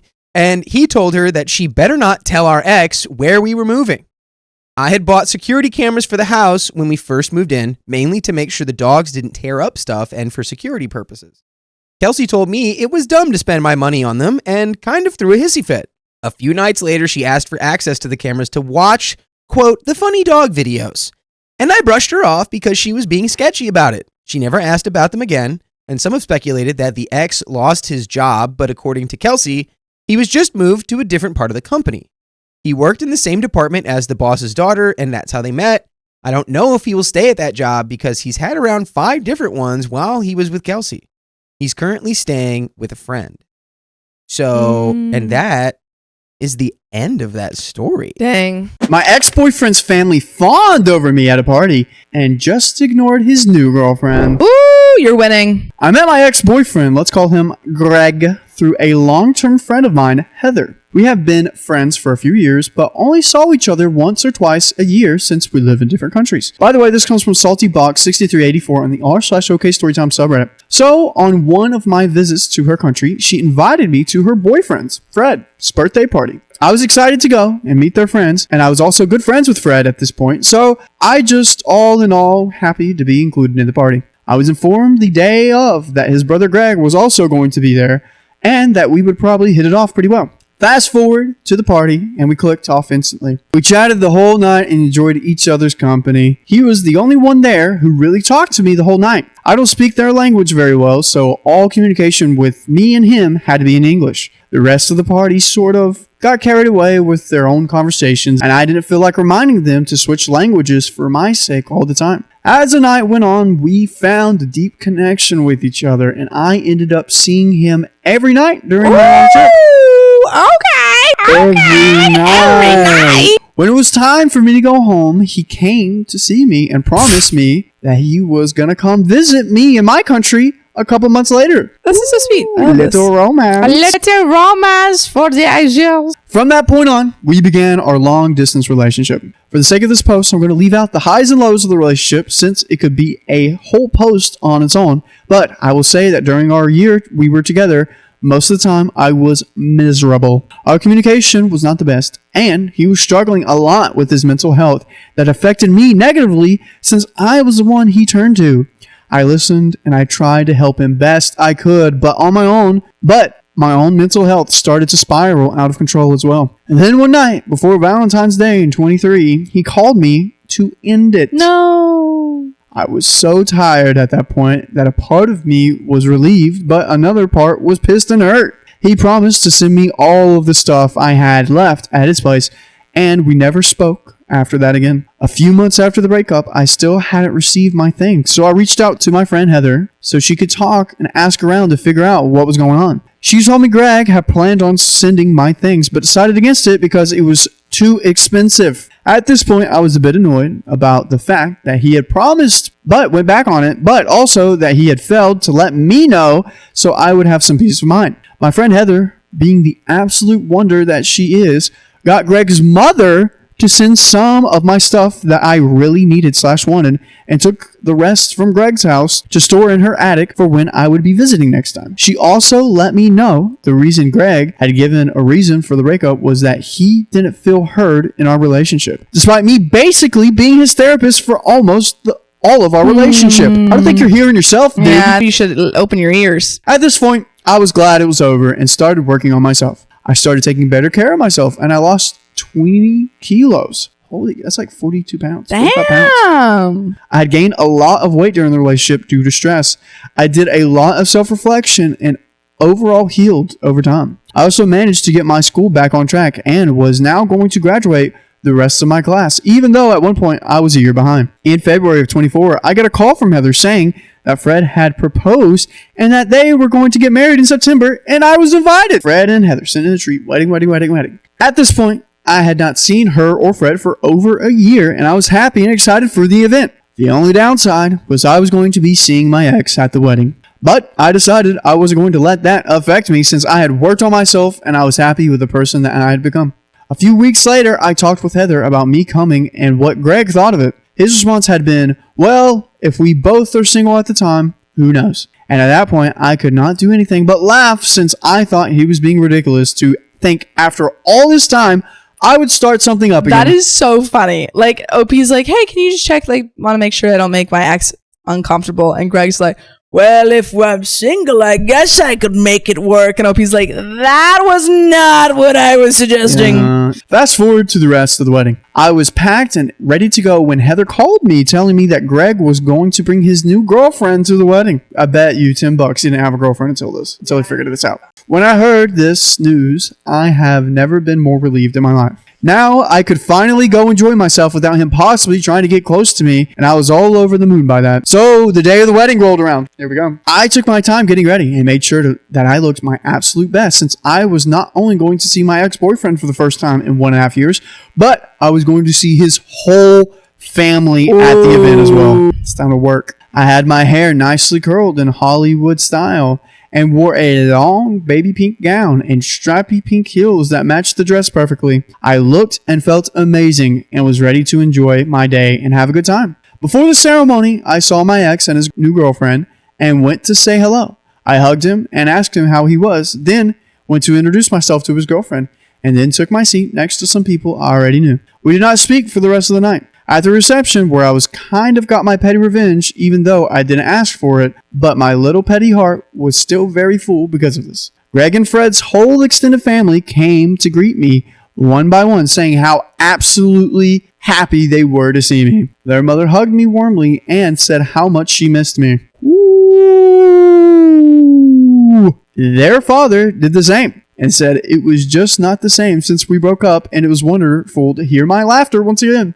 Oh, They like you more. They like you more. Too bad they don't have another son to give Yeah. you. That sucks. Their aunt told me how amazing I looked and how I was positively glowing. Every single one of them gave me compliments and said how much they had missed me and that they had looked forward to the wedding so much more since they found out I was coming.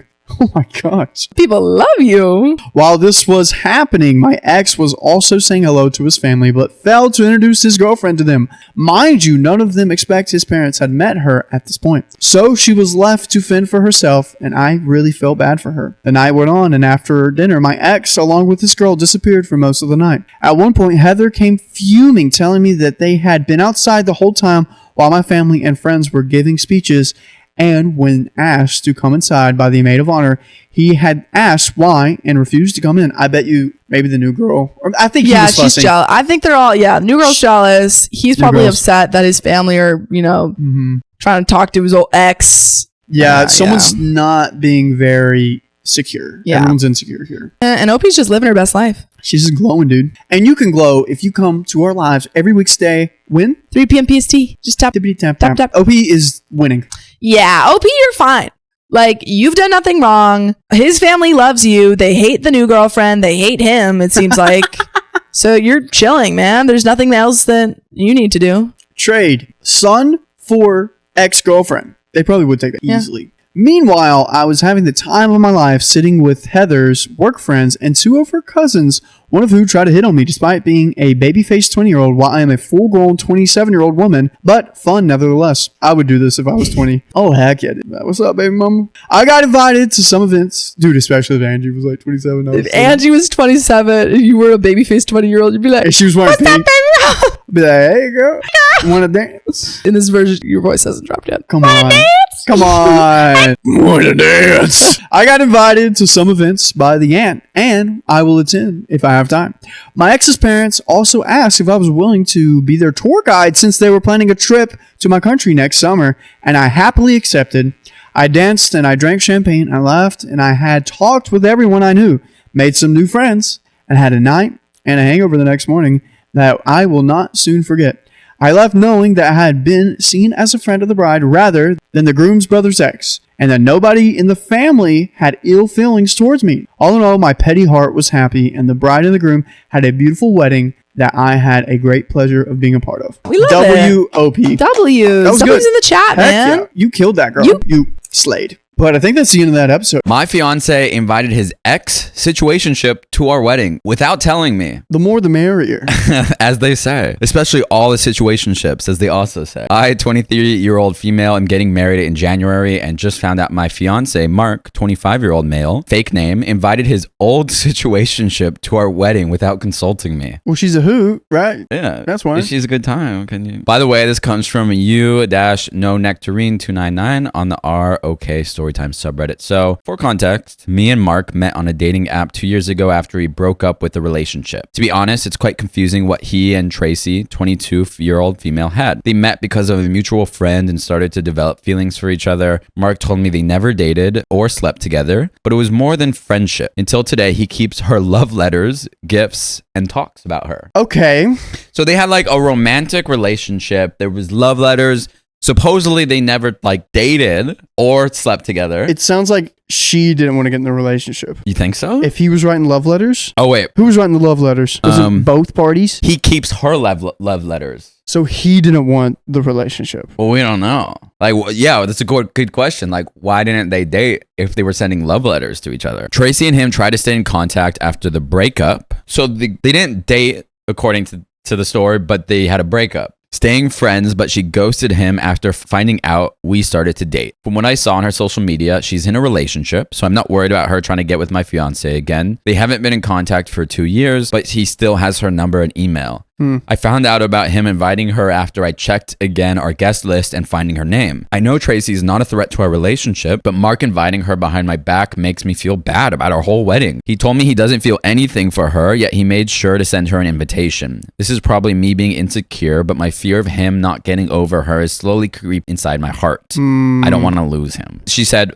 my fear of him not getting over here is slowly creeping inside my heart. Oh, okay. After reading the comments and talking with some friends, my heart finally understood Mark never really got over Tracy. In the beginning, I was in denial, but I went out with Tom, 24-year-old male, his best friend of years, to understand about what really happened between them. Tracy and Mark met because of some friends in common. Okay, we're getting the whole backstory here. Oh boy, here we go. So she just got into the university and was 17 at the time, while Mark was already almost graduating. They stayed friends for 2 years and feelings started to blossom. Okay. Mark was already working while she was still in college. He only wanted to formally date her after her graduation. So he was the one limiting it from being a real relationship. Got it. It was never a thing, even though they shared love letters, gifts, and shared almost every holiday together. So Tom told me everyone from their old friend group thought they would marry since they were so sweet together. So their breakup was really unpredictable. Tracy was the one who broke up with Mark due to their religious values not lining up.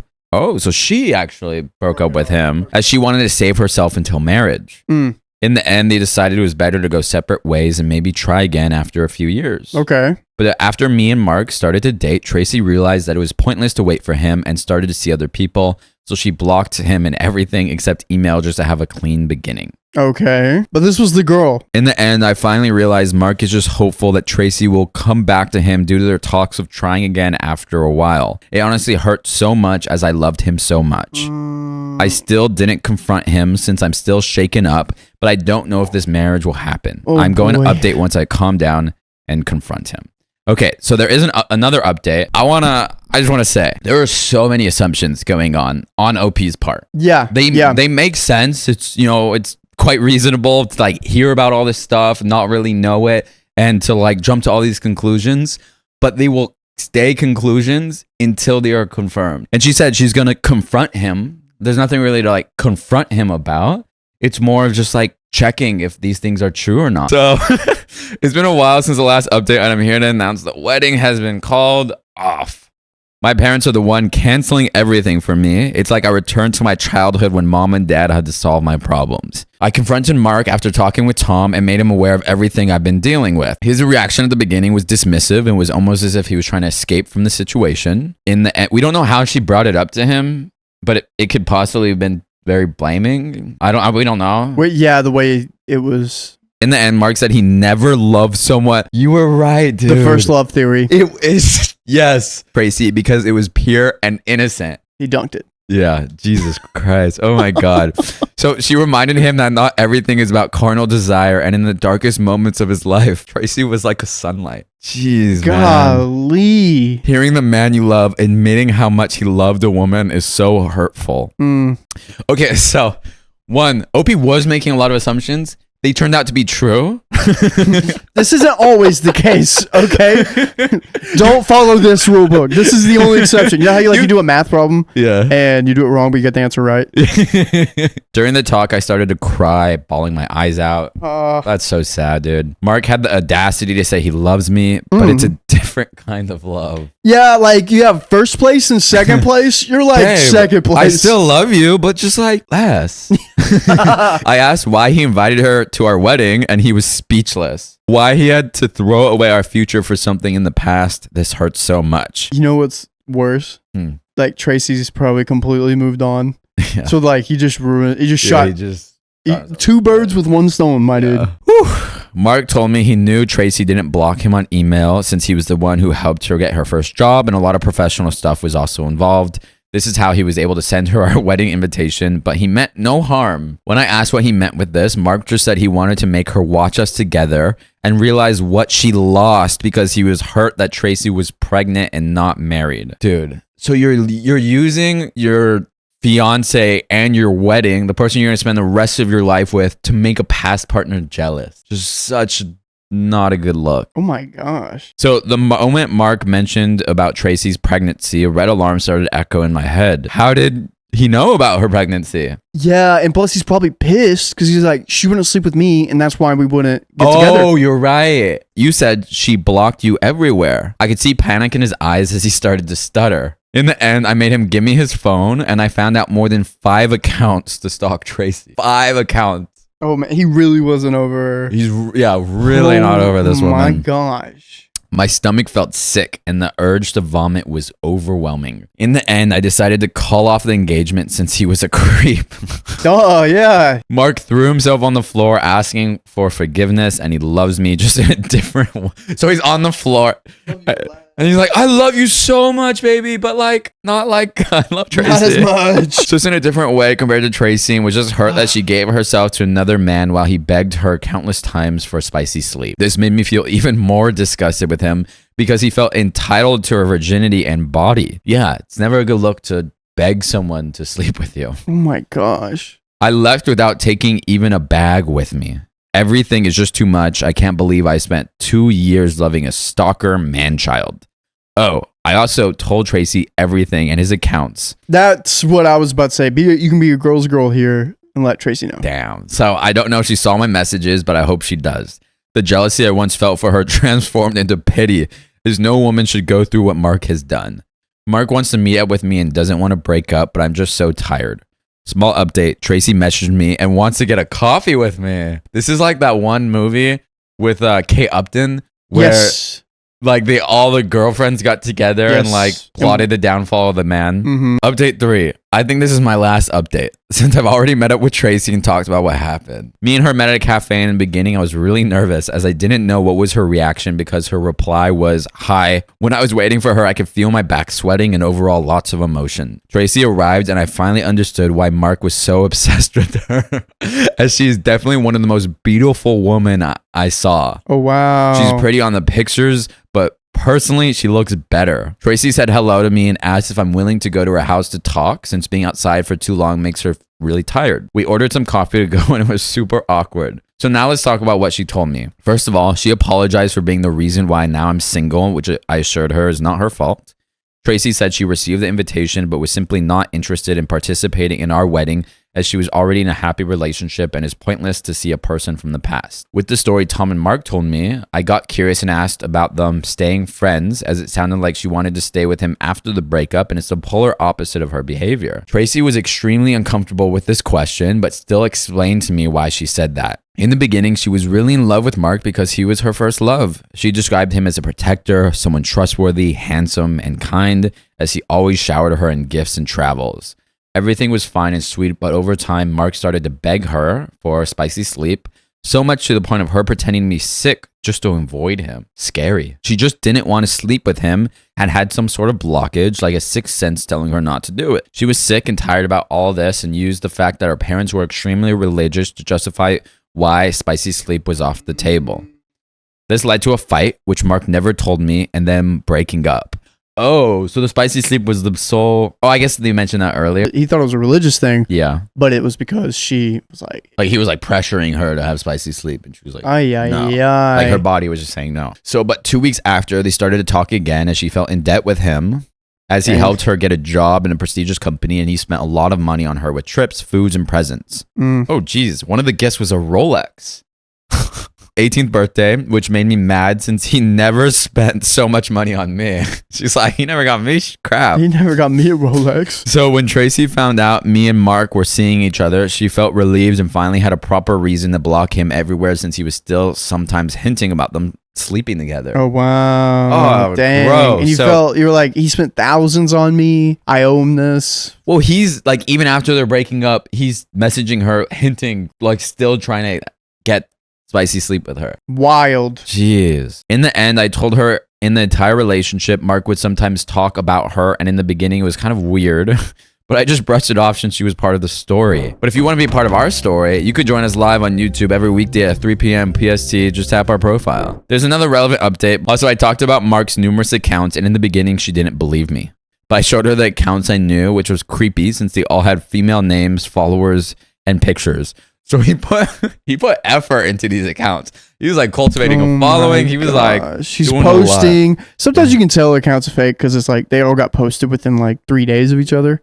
But he probably was like I'm going to post this one here, schedule this one there, schedule this one there. This one is living in Mark's head rent free, like for years. Golly. Her account is public, so I asked Tracy to make it private. She made a new account with her Korean name and deactivated the old one. We had fun and became friends. Nice. It really is like that movie. Like they really all is. became buddies. It really is. She is a really sweet person, and I saw how her boyfriend treated her like a queen. I'm happy she found love and got rid of Mark. Wow. Got rid of that stain. It's just scary. Like hearing these stories and hearing about how people are in these relationships and they're like in love with their partners they're going to marry, and then they just find out all this crap. Yeah, they're just not comfortable. Like that's going to take a lot of rewiring. Yeah. Hopefully you get that, Mark. Yeah. But that's that story. Would I be the a-hole if I didn't contact my ex after having my new baby? Hopefully it's not a baby you have together. Because that wouldn't make sense. Ooh. And this is to answer, when does biological relation to a kid matter? This comes from Remarkable Ad 4953, who says, my 30 female ex, N, we'll call her, or call him 30 male, and I split up over a disagreement in February of 2020. Something destroyed their something rocked the world of their relationship right before the world was rocked of something else. Damn. What timing? Wow. I found out he had been doing. I tried to. Trying to think. There's nothing else I can think of. Hopefully it doesn't get taken down. Crystal M. Crystal. Oh, thank you, Sophia. It's okay. It's a recorded episode. So it's true. Just edit it. Yes, Crystal M. The Crystal M. You know what I'm talking about. And I disagreed and broke up with him. Hey, I don't like how you've been taking ice lately. Ooh, that's another good one. Yes. Could you not do that? Sorry, babe. I'm committed to doing this. I might have to leave you. Well, I'm not committed to this relationship anymore. Okay. Also, freaking great timing. Such great timing. If this had happened literally like 1 month later. 1 month later, she would have been stuck with this Crystal M head. Big facts. Big facts. I moved out of a house with 30 people in February of 2020. He would have had COVID every day. That would have been Sam. He had COVID so much. He's the king. Yeah. I'm I've rooting only for a had fifth COVID time. once. Wow. I'm gonna double knock him. I'm gonna knock on. Wait, you once too? Yeah. And I only had it last year in May, so it was literally after all of the stuff was going on. It was my stupid brother. Yeah, it was someone. I was doing a show, and someone in the cast had it. Dang. Sucks to suck. But what's Really happening more with than this once. couple? Well, we had a 1-year-old daughter at the time. Oh, I asked him to go no contact, and he said he didn't have a problem. And since he wasn't willing to work on himself, I wasn't willing to try and work it out. I allowed him to stay in my home that I solely own as it was inherited, so he could be close to his daughter, as he said he wasn't doing it anymore, but inevitably kicked him out in March of 2020 because Of COVID. in fact, he was still doing it. No, what? Different reasons. Different reasons. Where did he go? That's the question. I feel like he didn't care. Yeah. He had other things on his mind. He had other things on his mind. He went to stay with a relative who made him go to rehab because she didn't want that mess around her children. Good. Yeah. 2 weeks into the rehab, he left in the middle of the night and hitchhiked an hour to my house and showed up at 1 a.m. saying he just wanted to see our daughter. No. I let him in and to her room where he looked at her for 2 seconds and went to lay on the couch. I asked him what he was doing, and he said he was going to sleep as it was late and he had traveled so far. No.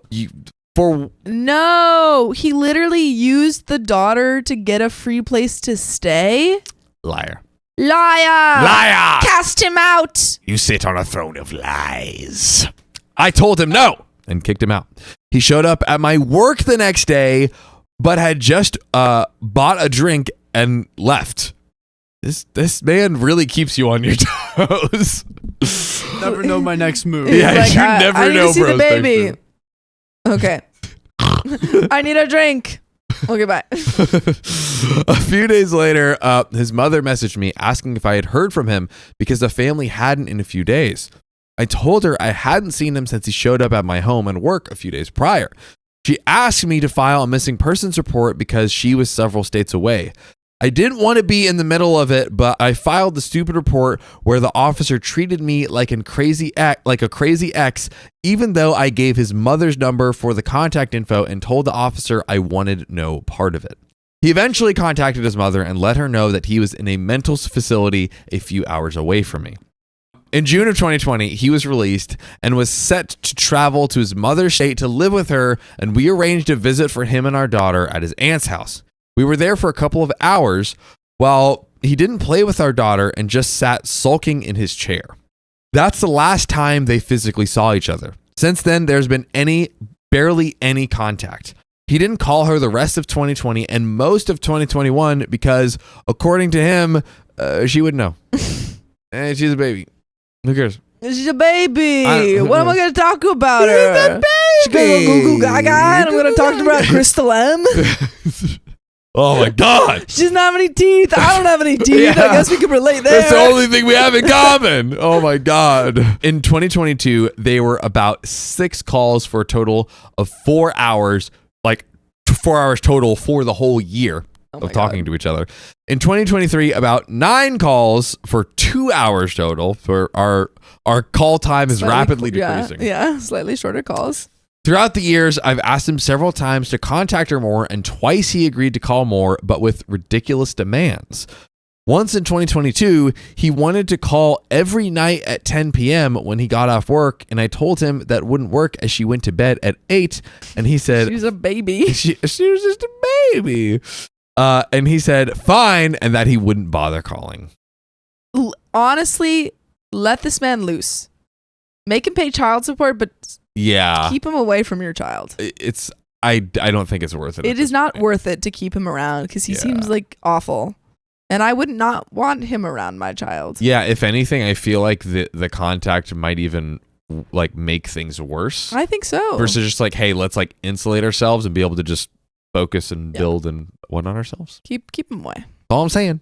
Another time in 2023, I asked again for him to contact her more, and he said he would call her every morning at 9, and I asked him to pick another time as she was in school at that time, and he said that's the only time he was willing to call, so obviously it didn't happen. Like, if he cared, he would find a time. Yeah. No, he doesn't care. Even on the weekends or something. Yeah. He clearly does not care about this child at all. I think he's like saying that just to be able to be like, oh, well, you know, you're just trying to keep me away because that's when I can call and you're not making I can only call at midnight or 4 a.m. Yeah. I have a strict Doesn't work for you? 1 a.m. to 4 a.m. And if you can't accommodate that, you're ridiculous. It's your fault. You're keeping me away from my daughter. Apparently, if you smoke ice, you can't talk to your daughter anymore. Apparently. Oh my God. Well, in October of 2021, I met a man. Oh, met a man. Hopefully let's call him. Do ice. Oh, let's pray. Dear Lord, please don't let this man have ice. Don't let him hit the pipe, but let him lay the pipe. I'm gonna take that out of my prayer. Got him. I'm keeping it in. I met a man, we'll call him Jay, at my work, and we hit it off. He's an amazing man and loves my daughter. She loves Jay, and it didn't take long for her to start calling him Daddy Jay, and eventually, really, just Daddy. Wait, really? Calling him Daddy Jay? Daddy, his name.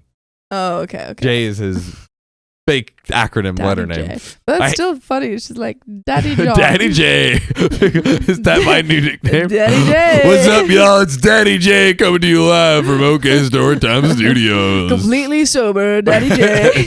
Not a drunk Uncle Energy at all. No.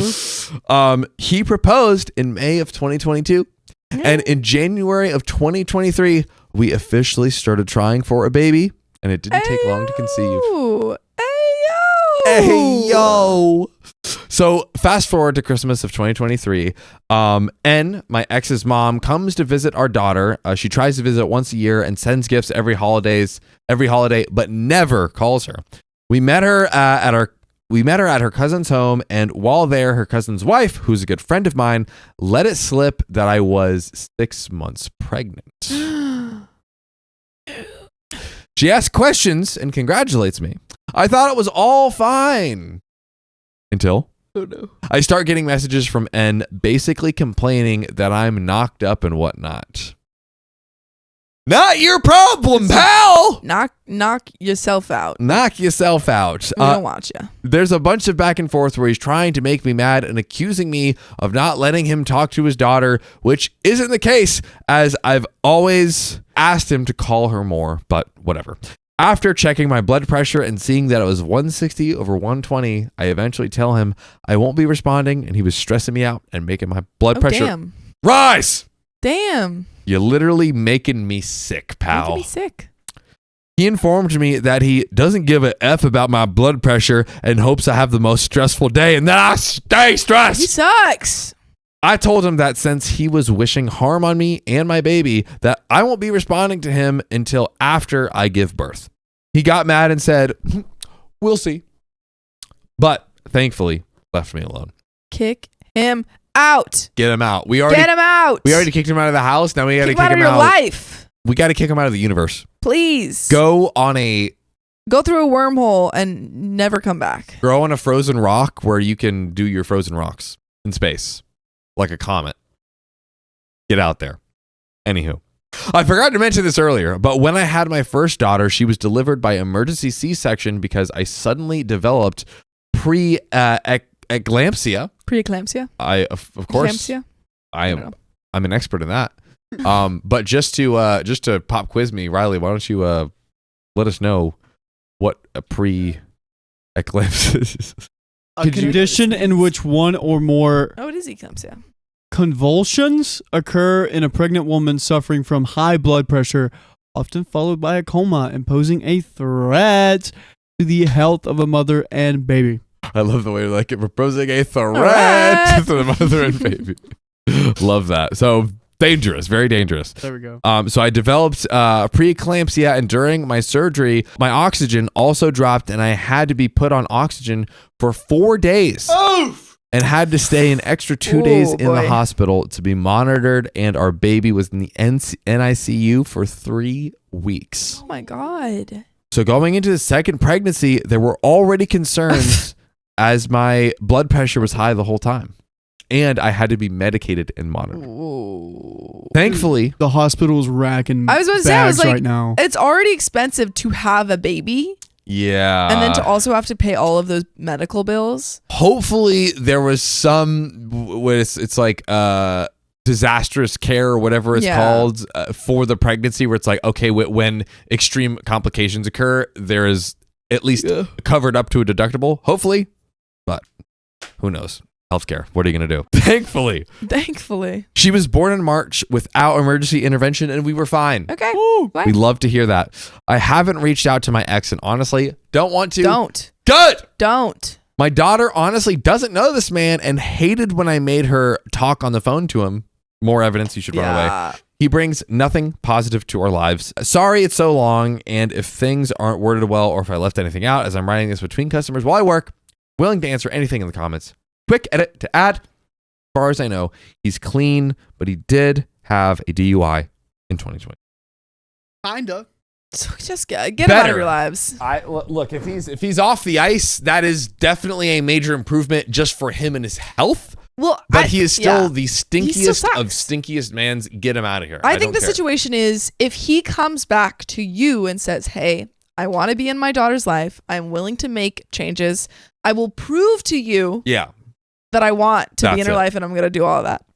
But until then, I don't think you should force it on him, because he's just going to make you and your daughter's life worse. Like, it's going to make it worse. Classic case of like, you think adding more people might help, adding the extra person will make it worse. Yeah, get rid of the freaking useless bits. 100%. He's the useless bit. The useless bit. Get him out of here. I don't know. So we've pretty much already said this, but to be crystal clear, go no contact. To be crystal clear. Did not even mean to do that, but thank God I have such an intelligent, hardworking, incredible co-host such as Sophia to give me the assist.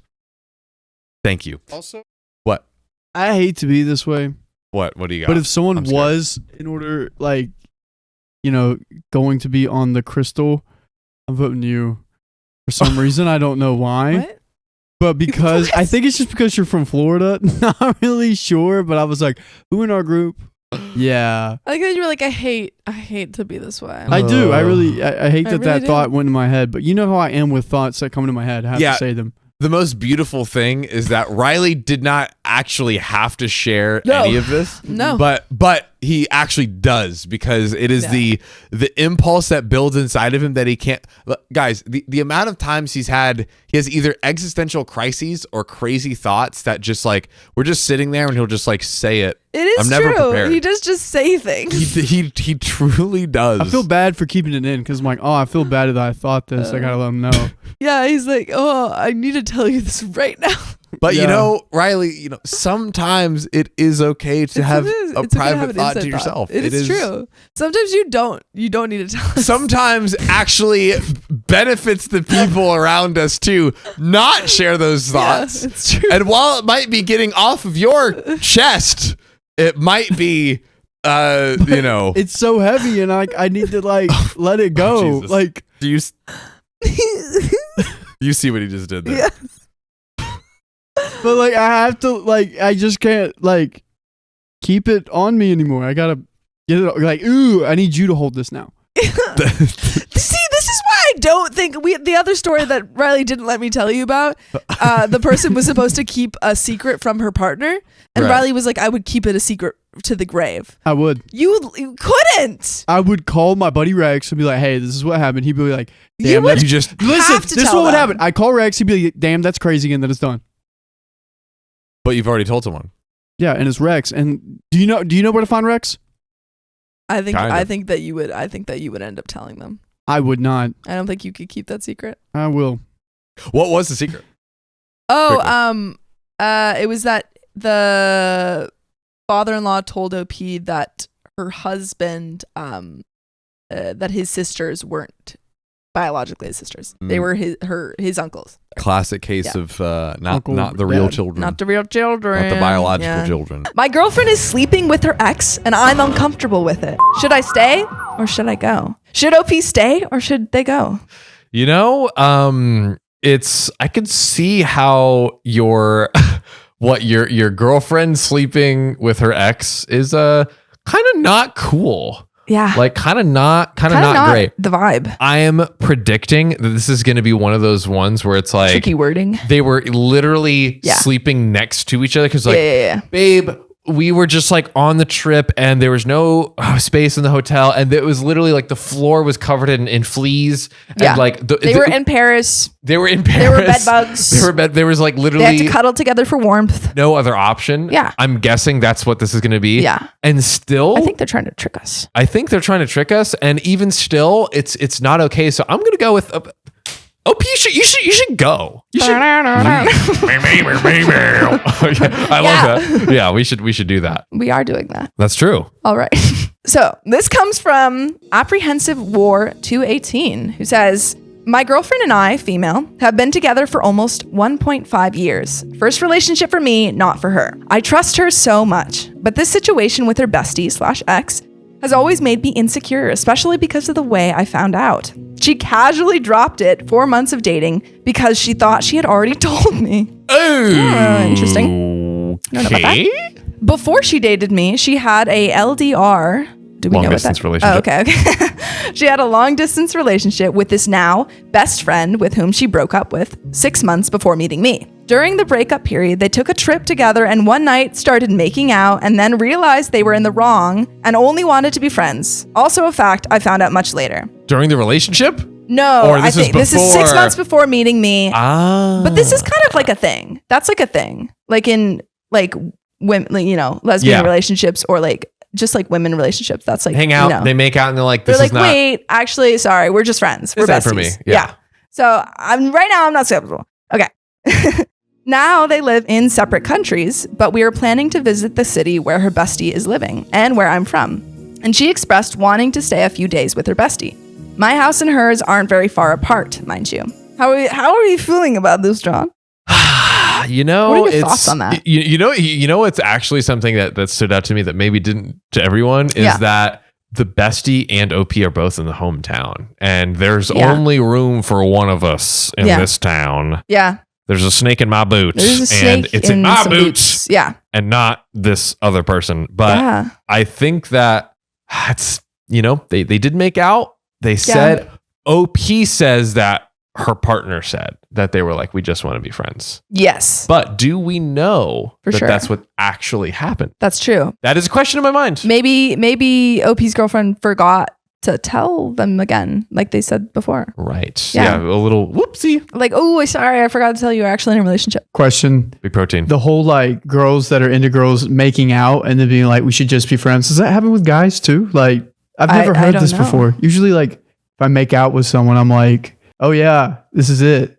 Really? I mean, yeah, I would. It's because you're straight simping, Yeah. bro. You got to go from simp to... Yeah.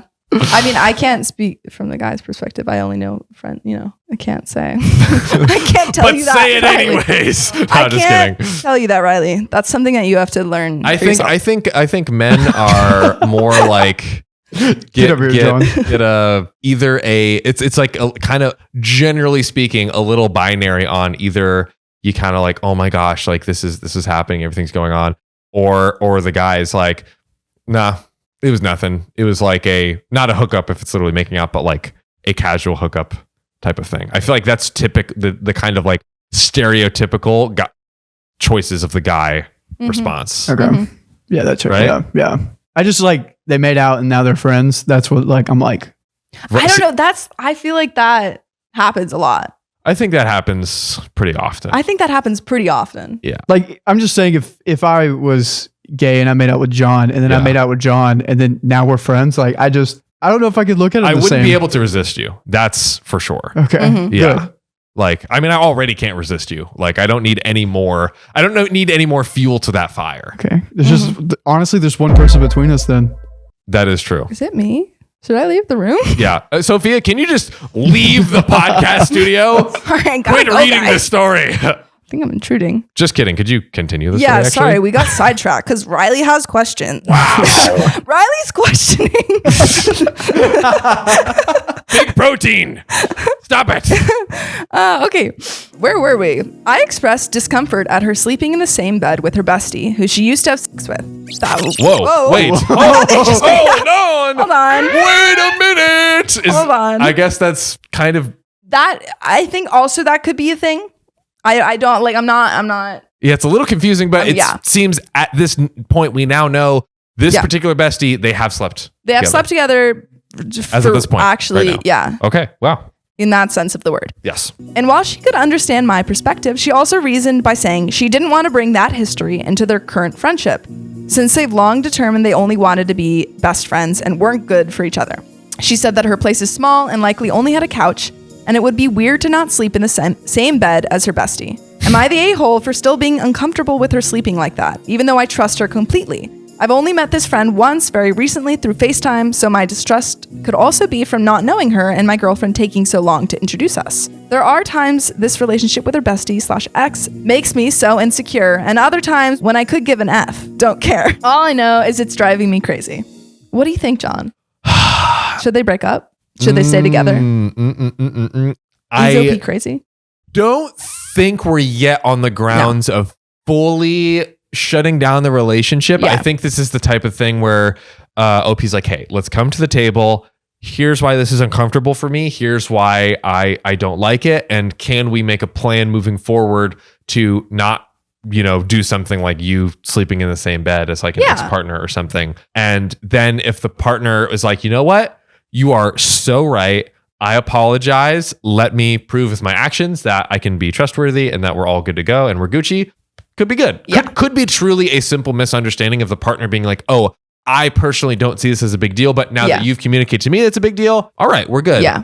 However, all that said, just given the context we have, I don't know if that is what's going to happen, but I think they just need to have that conversation and see what happens. Yeah. So I'm going to say don't break up yet. Yeah. And it is like a little bit of a red flag because it is, again, I think it's possible where the person is like, the weird thing to me was like, oh, it'd be weird to sleep in the other person's bed. Everyone watching in Sophia right now, if you go crash at a friend's place, I mean, you've crashed at a friend's place before. I always sleep in my, You like, always I think that's really common for women too. Specifically. You sleep in like the non-men. same bed as...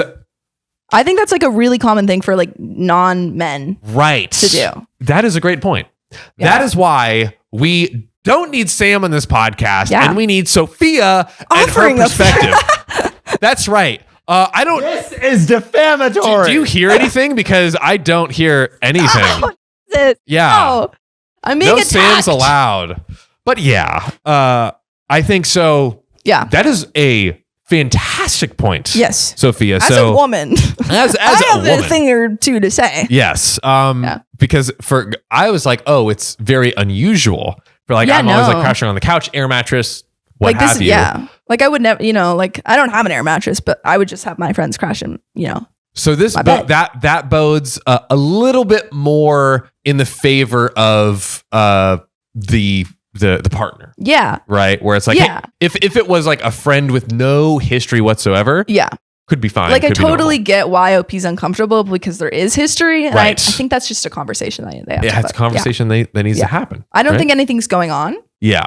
Based off of the information that we have. Right. But I think it's just a conversation. That's true. Great point. Yeah. Thank you for the female perspective. The female perspective. That 90% of our audience has been missing this whole time. Yeah. This is for you guys. Yeah. Yeah. Ooh, let's do that TikTok and name a woman. Go. Right now. Michelle Obama. Apparently, like 90% of men, when asked that question, name Michelle Obama or Hillary Clinton. Really? Yeah. It's like a thing? Yeah.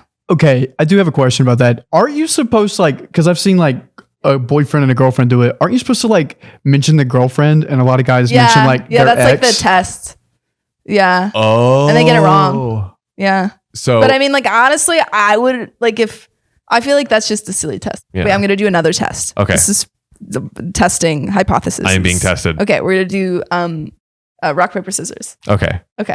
You ready? Rock paper scissors shoot. Most men will do scissors on their first go. So if you want to win a thing of rock paper, beat men. this has worked with most people like most guys. Honestly, I don't know if it's exclusive to men because I've done it to most people, and most people will choose scissors. I don't know why. She's just outing men right now. Yeah, but this one particularly might not be most men. It might just be everyone. Wild. But if you want to win rock paper scissors, choose rock. And like 90% of the time, you'll win. I thought you ask a random question and then you like say, let's play rock, paper, scissors. No. It's literally just play rock, paper, scissors. Yeah. I don't know what you're watching, Riley. But yeah, Riley, what are you watching? Yeah. I guess useless information about rock, paper, scissors. Yeah. You know what you should be watching, Riley? What's that? This next story I'm about to read. Ooh. My husband is sending nudes to a coworker and I don't know what to do. Should I leave him? Should they leave him? Absolutely. 100%. Divorce. Divorce. Divorce. Oh, yeah, they're married. Divorce. Oh, yeah. Big divorce. I mean, even if they weren't married, divorce. Divorce is for everyone except for people who submit stories to r/OKOP show. You get married. That's right. Married. So if you want to submit a story to us to read just like this one, go to r/OKOP show or call 440-508-6567. Let's dive in. Extension Guitar 2805 says, Hi, OKOP. Hi. Oh, hi. I am truly at a loss. My husband, male 34, and I, female 32, have been together since 2012. Ooh, that's long. 11 years in the game. Yeah. We've had our fair share in ups and downs over the years, but recently married in April of 2023. We have 4 children, ages ranging 12 to 2. Okay. I'm a stay-at-home mom and have been for 8+ years now. I recently this year had joined my children's school's parent-teacher club. It had been more of a job than I truly could have imagined. I'm there more than I'm not. I put on a trick or treat for my kids' school and was so proud of all the hard work. My husband came after work for what was left of it, about 15 minutes, and had cleaned up a little and then went home. I finally cleaned everything up, counted some inventory, and headed home. I stopped to grab him some food as my mom took our kids home so we could go to another event the following day/night. When I got home, he ate and I took a shower. Now, this whole week of me spending time at the school was to prepare for this trick or treat. OP keeps saying trunk or treat. No, that's a thing. That's a thing. Trunk or treat. Wait, what is trunk or treat? So trunk or treat. Hold the phone. Wait, have you been saying trick or treat instead I of thought trunk they or treat? misspoke. There was like a few misspellings. Okay, what is? All right, what is trunk or treat? Trunk or treat is when a bunch of people get like, it's usually like school events too. Okay. They'll get like a bunch of cars and will like sell, like give out, or not sell, give out candy instead of having people go door to door. It was a really big thing during COVID because they didn't want like people going to your house. Yeah. So it was like outdoors and, you know, like everyone's, you know, wearing masks and stuff. And so it's continued into like the present. But yeah, so it's everyone's just in cars giving out candy at in their cars. OP. Or out of their cars. Part of the OK fam. I am so sorry because I was unaware of this. I thought it was a autocorrect error, but is John the a-hole? You know what? I am the a-hole and I am the error, ladies and gentlemen. I must be corrected. So Sophia, thank you for educating me. You're welcome, of course. Now, OP goes on to say, now mind you, I kept up with all the housework during this trunk or treat. And I noticed his attitude towards me was so harsh and not normal. It really made me suspect that something was wrong. Yeah. When I got out of the shower, I had such a weird feeling come over me and have all week. I knew I needed to check to just let my mind rest. So, when I was asleep, I checked his phone. Really quick, gut check. Yeah. Okay, fam. Sophia, off of the feeling, is this grounds? Is this grounds to check the phone? I think that if you have lost like trust to the point where you're going to check someone's phone, that's just like your relationship's probably something's not right. Yeah. I don't think that people should be checking their partner's phones in general. Yes. That's like a sign that maybe the relationship isn't working, you know? Yeah. Like I think if you need to check your partner's phone, I think that's like, yeah. We say usually like there's oftentimes where there's some sort of thing that happens, like some sort of tangible piece of quote unquote evidence that's like, okay, let me do some further investigation just so I'm not jumping out the gate and accusing them. This one is kind of tricky with the just on a feeling. I mean, trust your gut, and it seems like maybe they were right, but yeah, I don't think you should be checking your partner's phone. I think that you should be talking to them, and then if that is not working, then maybe it's like, oh, well, this relationship's just not working. I got a feeling. Yeah. And that's relationship advice with Sophia. That my partner is cheating on me. And that's singing with John. That's right. So we're at the point where OP has checked the phone. Mind you, we have each other's passwords. So I didn't sneak. Okay. Maybe. I don't know. Trust your gut, OP, but this might be the grounds for having a conversation first. We shall see. We shall see. And I noticed he had a Snapchat from his coworker. OP opened the phone and saw that there was a picture of her breasts and more. Wait, like they opened. They saw OP saw her husband got a notification on Snapchat, and then opened it. It was breast. This is not his first time doing something like this to me. No! He has cheated, which also from our conversation earlier, this gives way more grounds to her checking the phone, right? Yeah, I think you should I personally think that you should not get back with someone who's cheated on you. Yeah, it's not good. But I do get you having kids. There are situations, kids. So many things, right? He had gotten photos from others prior to this. And I have mentally had to pull myself out of severe depression and horrible self-esteem issues. OP, you are a queen and do not deserve this. You don't We love you, Korean. Yeah. I love you from everyone here in the studio. Absolutely. And I understand wanting to stay with someone who's like, you know, the father of your children Yeah. and needing support in that. 4 but, like, children, 12 years. you don't deserve that. You don't deserve it. You don't deserve that. You deserve love and appreciation and Yeah. all the wonderful things on this planet. Absolutely. I don't want to go through it all again, and I feel like I am back to that deep, dark place that I got myself out from years ago and multiple times before that. Am I the a-hole for wanting to leave my husband for this? It's been so true. No. It's been so incredibly hard to watch him go off to work every day when they still work and talk to each other every day. Not to mention, my stepdaughter loves her, and talks about her all the time. Mind you, they are both closer in age than me and her, the coworker, are. So the daughter and the coworker are closer in age because the coworker must Wait, the be 12-year-old daughter? I mean, I guess if she's like 20 or something, then that could be closer than. Yeah, she would have to be 20. That's still crazy. That's insane. Yeah, because then she's 20. Like if she's 20, OP's 32. That's 12 years. It's got to be 20 Goodness or gracious. 22 at least. Something like that. Yeah. And it kills me every time she says her name. I truly don't know what to do. Please help, advice, anything, please. Thank you for reading. Am I the a-hole? XO.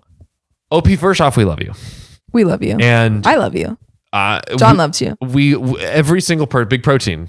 I love you. Big Protein loves you. And you do not deserve any of this madness. No. As Sophia has said, it of course gets complicated when there is all, the children and the years of the relationship, your life is together. You have been giving your all to the children and your job as a mom and staying home for while he is out at work. So that's the complication of like, where do I? Yeah. There's so many things. There's so many things I'm sure that you have to consider. He's done this before. He's doing it now. Sophia, can you kick us off? I think he's going to do it again if he's done it before and he's doing it now. I agree. Yeah. High risk. Very high risk. And I understand. I mean, obviously I don't understand being in that situation. Totally. And being in a relationship with like children. Yes. But like you've already said that you've been in she's already said that she's been in a depression before and going back into one. And if it's not helping your mental health, and it doesn't seem like he's really doing much work with like helping out with the kids with the trunk or treat or like helping out at home. So like, I guess weighing, what the effort that he puts in with the kids. Yeah. And, maybe considering divorce. Yeah. In an ideal world, I think definitely like seeing a therapist, a counselor, someone who can like walk you through these options that is a professional, has seen this, 100 times over. Absolutely. To be like, okay, here's how this happens. Here's how to think about it. Here's, just a unbiased, objective, licensed person for advice. Which is not us. Which is not us. We don't know. Big Protein is big, not validated or verified by any licenses. That's true. And neither are we. But also, one of the beautiful things about our community sending us stories, everyone watching, if you have been through a similar scenario, if you have seen a similar scenario play out and something came good of it, please share your advice and stories and everything with OKOP. Again, obviously the three of us are by far not the most qualified professionals, which maybe I think the least qualified. Maybe the least qualified, which is why speaking with a qualified professional is great. But also the personal stories, like one great thing about that people get from sharing these stories is advice of people who've been through the same. Yeah. So I think it would be super awesome to OP if you would share your stories below. I'm sure OP would appreciate it. And you are not alone, OP. You're not alone. And hopefully some dialogue can happen. Yeah. I'm crossing my fingers. It's happened before. Hoping for the best for you, OP, that you can get some more great advice in addition to maybe some good advice and solace that we've given you. Mm-hmm. And I think that might be a rap-a-doodle-doo. A rap-a-doodle-doo. For this episode. If you love us, make sure to subscribe. We love you. And see you tomorrow. My ex is cruel, so I stole his dream SUV. Steal it. Drive cross-country. Yeah, maybe pack some friends. You got an SUV. It's pretty cool. Listen to OK Storytime. This is going to be a long one, so buckle up in your SUV. In 2017, I met a guy. Let's call him Earl. I hadn't been in any sort of long-term serious relationship for 8 years, and I was a single working mom with young kids, and I didn't have time nor the energy for a relationship. After my kids were a little older, I decided to try dating here and there, and that is when I met Earl. Aw. By the way, this comes from MT Madwoman on the r/OK Storytime subreddit. So, do you ever go through things in your life and realize once you're out of them and looking back that the entire situation was one giant red flag? Only your self-esteem was so brittle and boundaries so poor. You didn't realize it until everything had hit the fan. And you were out on the other side trying to scrape up the pieces you had left so you could start to feel human again. Wow. What a description. Wow. Well, that's how it ended. Ended like that. But you never see the beginning, do you? You never see the romantic hard worker who picks you wildflower bouquets, Porn. sweet talks your ears off, and buys you thoughtful little gifts. Poor. Good old Earl was all that in a bag of chips. Delicious. Bit by bit, those little things started surfacing. Things not matching up, suspicious things. Always cleared with a smile and a story. Oh, babe. Oh, you're wondering what that kiss marks all over my body. There's a new temporary tattoo artist craze, and I'm just trying to help my friend out getting his practicing. Exactly. Oh, that girl's name on my inner thigh? That's just my mom's. That's just my mom. She changed her name. It's her maiden name. Yeah. I know her maiden name being Crystal is crazy, but that's just how it works. But things did not match up.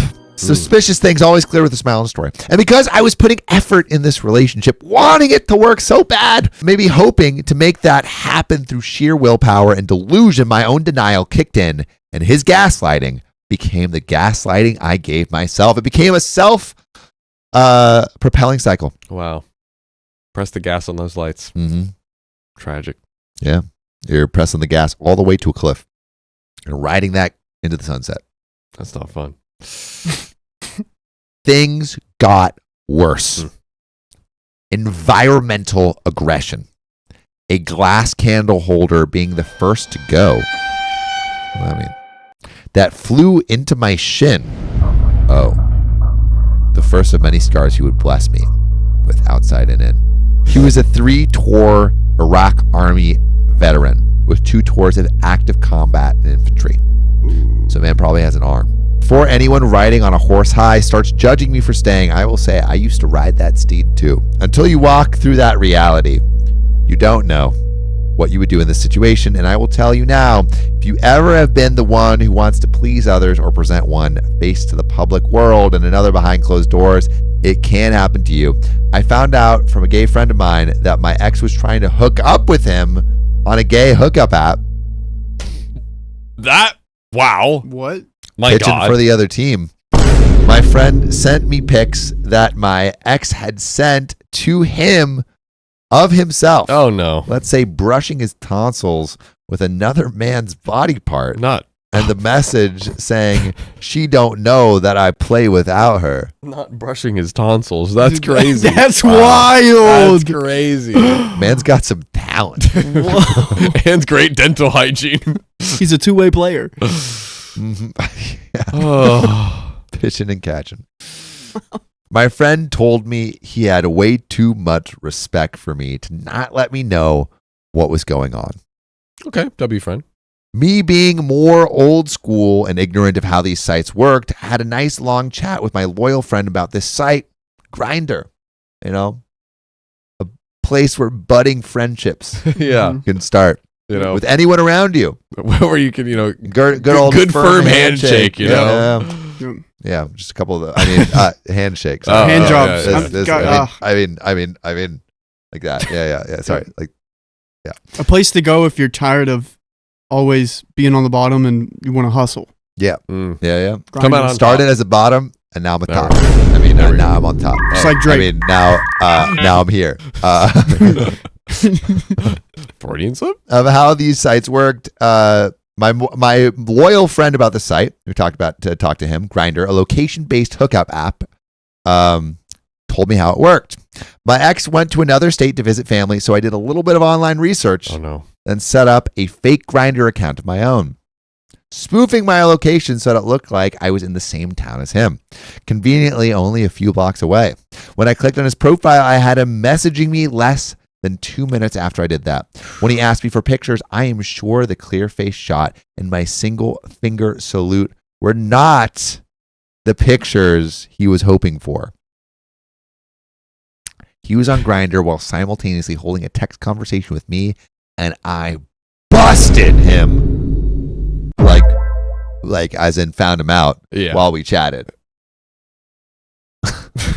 Now I know that some people are addicted to booze and some to drugs, but apparently my poison of choice was this toxic piece of crap, because as much as I am ashamed to admit it, I allowed his sobbing, his pleading, his non-relentless calling to hoover me right back in, suck it all up, just as he was before. Brushing his tonsils. Jinx me a coke. Oh, you're right. Later on, I bought him a vehicle he assured me he would pay me back for. Not only did he not pay me back, he totaled the truck. Oh my God. This is why you should never give roadhead while driving.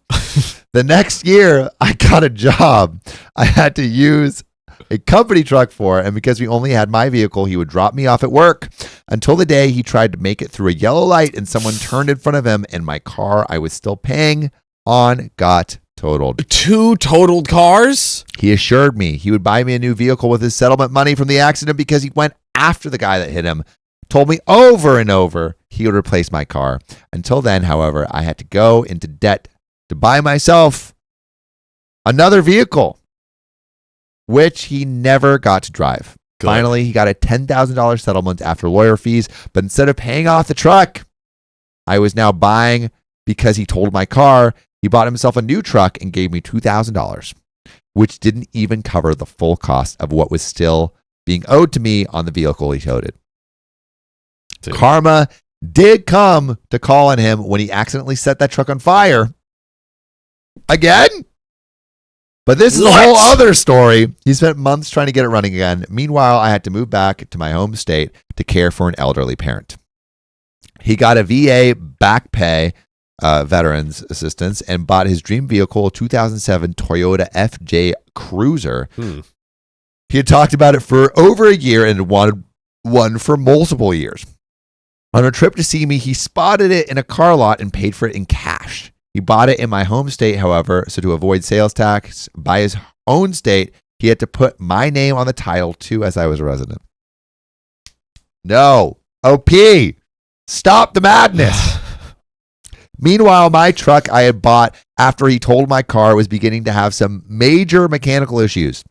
His solution to finally replacing the vehicle he owed me was to go to a buy here, pay here car place in his home state, get a vehicle with over 217,000 miles again on it that was in his name only and registered in his state, tell me he wanted to improve his credit score and was okay making payments on it. And this whole time he'd been telling me how he was a new man. He was faithful. He loved me. Same song, different dance. I ended up finding a video on his phone of him playing Brokeback Mountain, legs in the air, and everything. And I was just done. Legs in the air. She don't care anymore. He really did put his legs in the air because he just doesn't care. Yeah. He literally did. That's exactly what he did. You know, don't let your wife stop you from finding your husband. That is there we go. That is a motto he there lived we go. by. God. I was nothing more than this dude's hetero attempted alibi, and I was beyond over it. I mean, I may be a slow learner, but when I get it, I get it.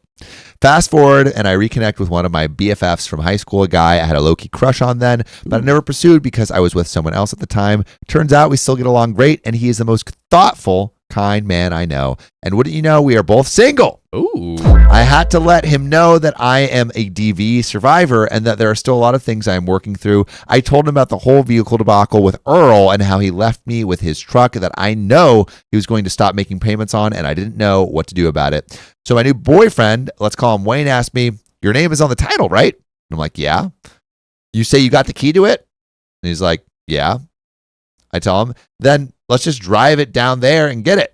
Drive that Ford that's in his name. We will leave that one, and you can take the one that's in your name." Pretty smart. So basically just take the car. Yeah, you truck own and- swap. Truck swap. Truck swap. Okay.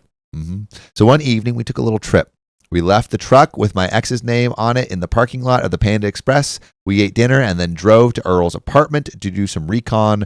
Both his Karma truck and the Toyota were parked in the slots outside my ex's ground floor window. There were a lot of people in the parking lot, so we drove off and waited another hour till 11 p.m. We drove back, and my boyfriend parked 2 cars down from where my ex had parked the Toyota. I stepped out, used my key to unlock it, got in, started her up, and drove her back to Panda Express, where we spent the next hour cleaning all the crap and trash my ex had in the FJ and putting it into the Ford we were going to take back. When we were done, my boyfriend insisted on being the one to drive the Ford back to the park in the space we took the FJ out of, just in case my ex had noticed and the confrontation were to erupt. Thankfully, it didn't, because it would have been like watching a Mastiff fight a poodle. And the Mastiff was whose truck I was driving while he parked the Ford. You never know until his legs are in the air. You never know what will happen. Wayne did say he was a little sad it went so smoothly, as he was half hoping to meet Earl face to face and give him a big wet sloppy kiss. To discuss why a man hitting on a woman isn't the way to be. Sorry, a man hitting a woman isn't the way to be. Tell him. Yeah. The next beat morning, other men off, dude. yeah, don't. Yeah. The next. That's a motto Riley This lives is so by. cursed. Always beat off men. Always beat off men. Oh God. The next morning, my phone rang at 8 a.m. I saw who it was, noped it to voicemail, and rolled over to sleep some more. The voicemail is one I still have and play it for anyone who will listen to the saga. It went like this. Ex yelling my first and last name. How dare you come and steal my truck and leave me another truck? That's grand theft. Click. Dude, thank my boyfriend for leaving your truck in the place of that truck I had legal right to take according to the names on the title.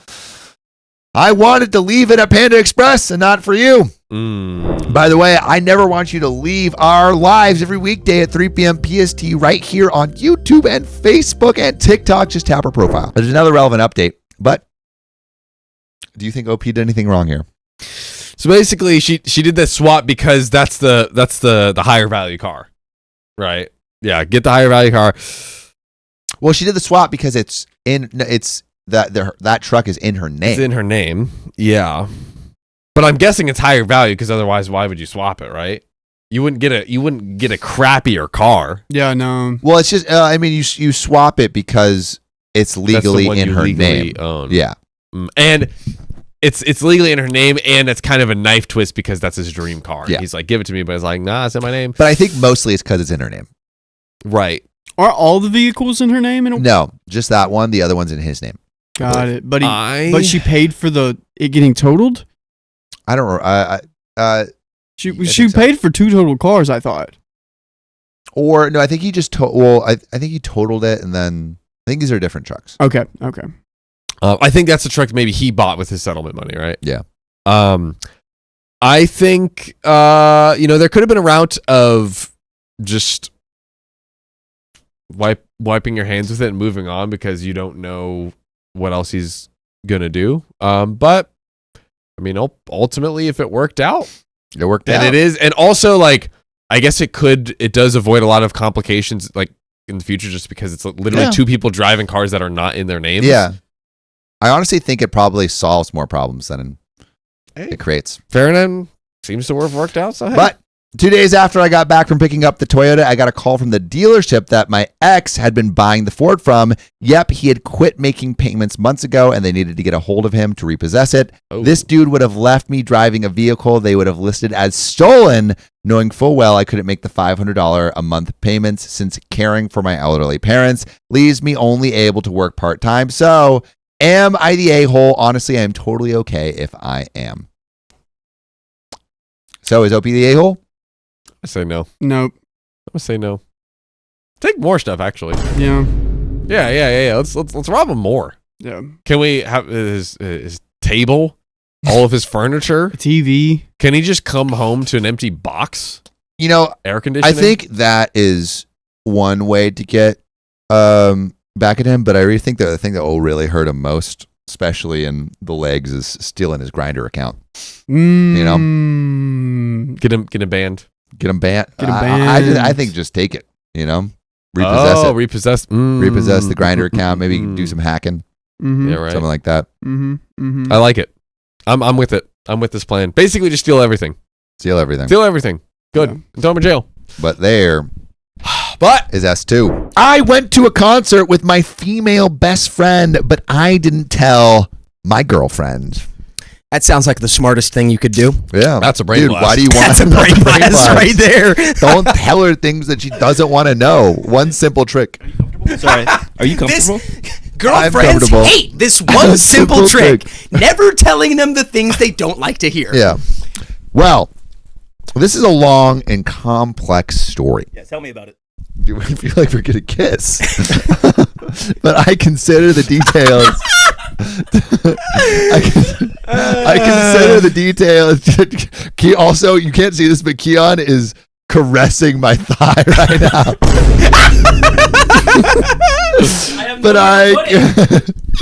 Say that again. But I consider the details to be imperative to understand the situation correctly. So thank you for taking the time to read it. I'm half Mexican, half Italian. I've had a girlfriend for 3 years. When I was in my second year of university in Spain, everything was fine in the relationship and it had been going quite well. Going well. During the second year of uni, I befriended a group of 2 girls and 1 guy. All 4 of us are Mexican, whereas my girlfriend is Spanish. Okay. Who all lived together at a 10-minute walk from my house, so I would go over to their house quite often, and we all got really close.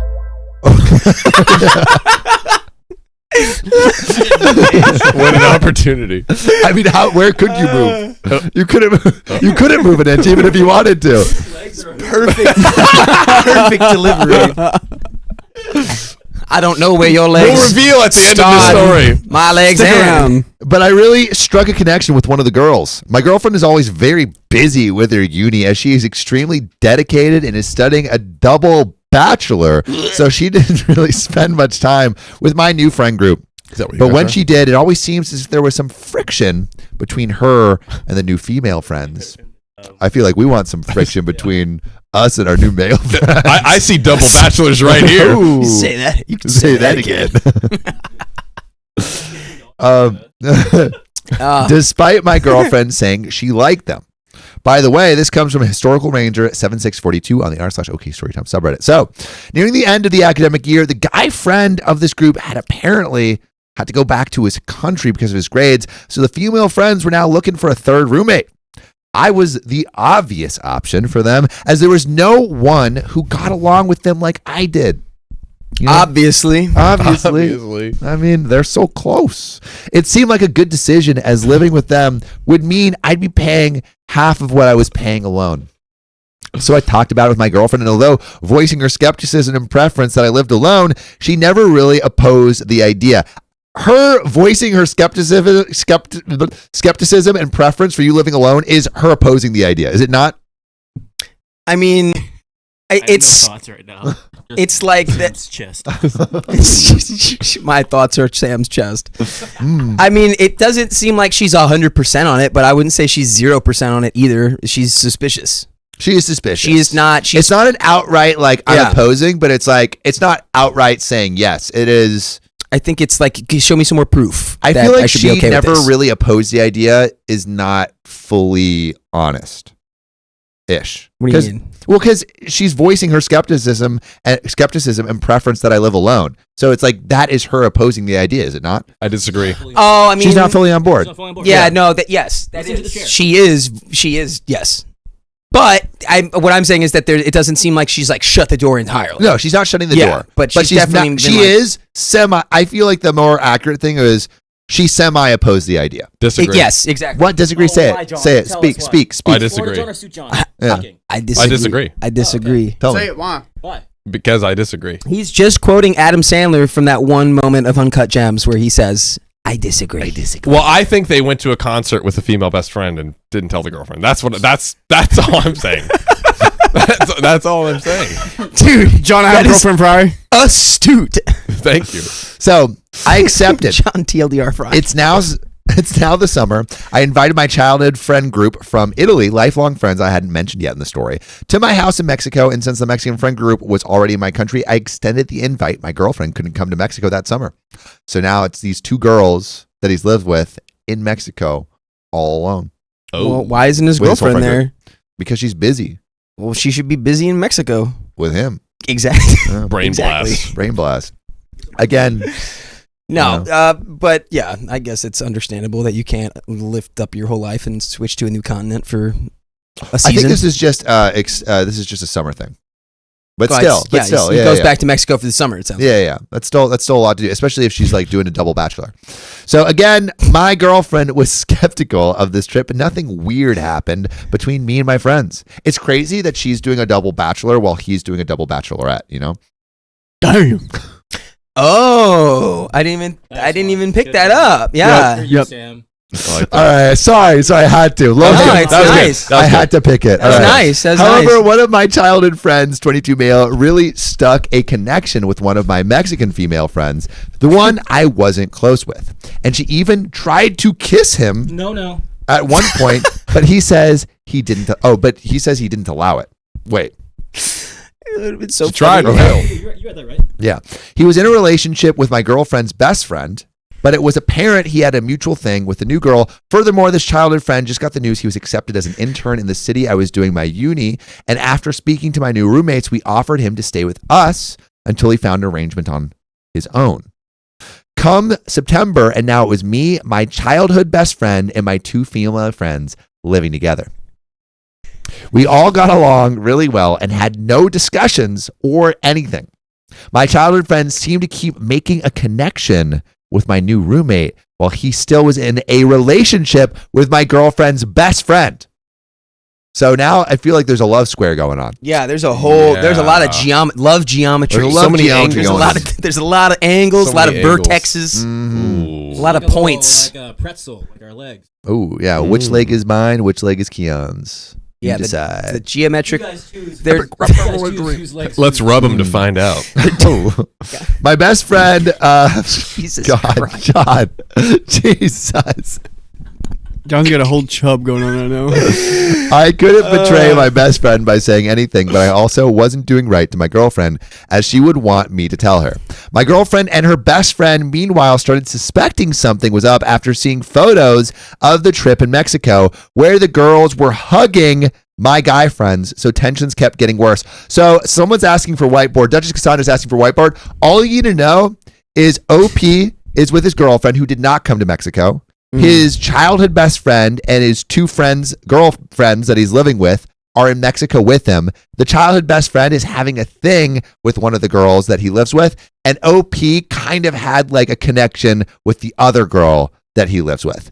There's a whole lot of wrong going. There's a whole lot of wrong going here. And also, OP's girlfriend is best friends with his childhood best friend's girlfriend.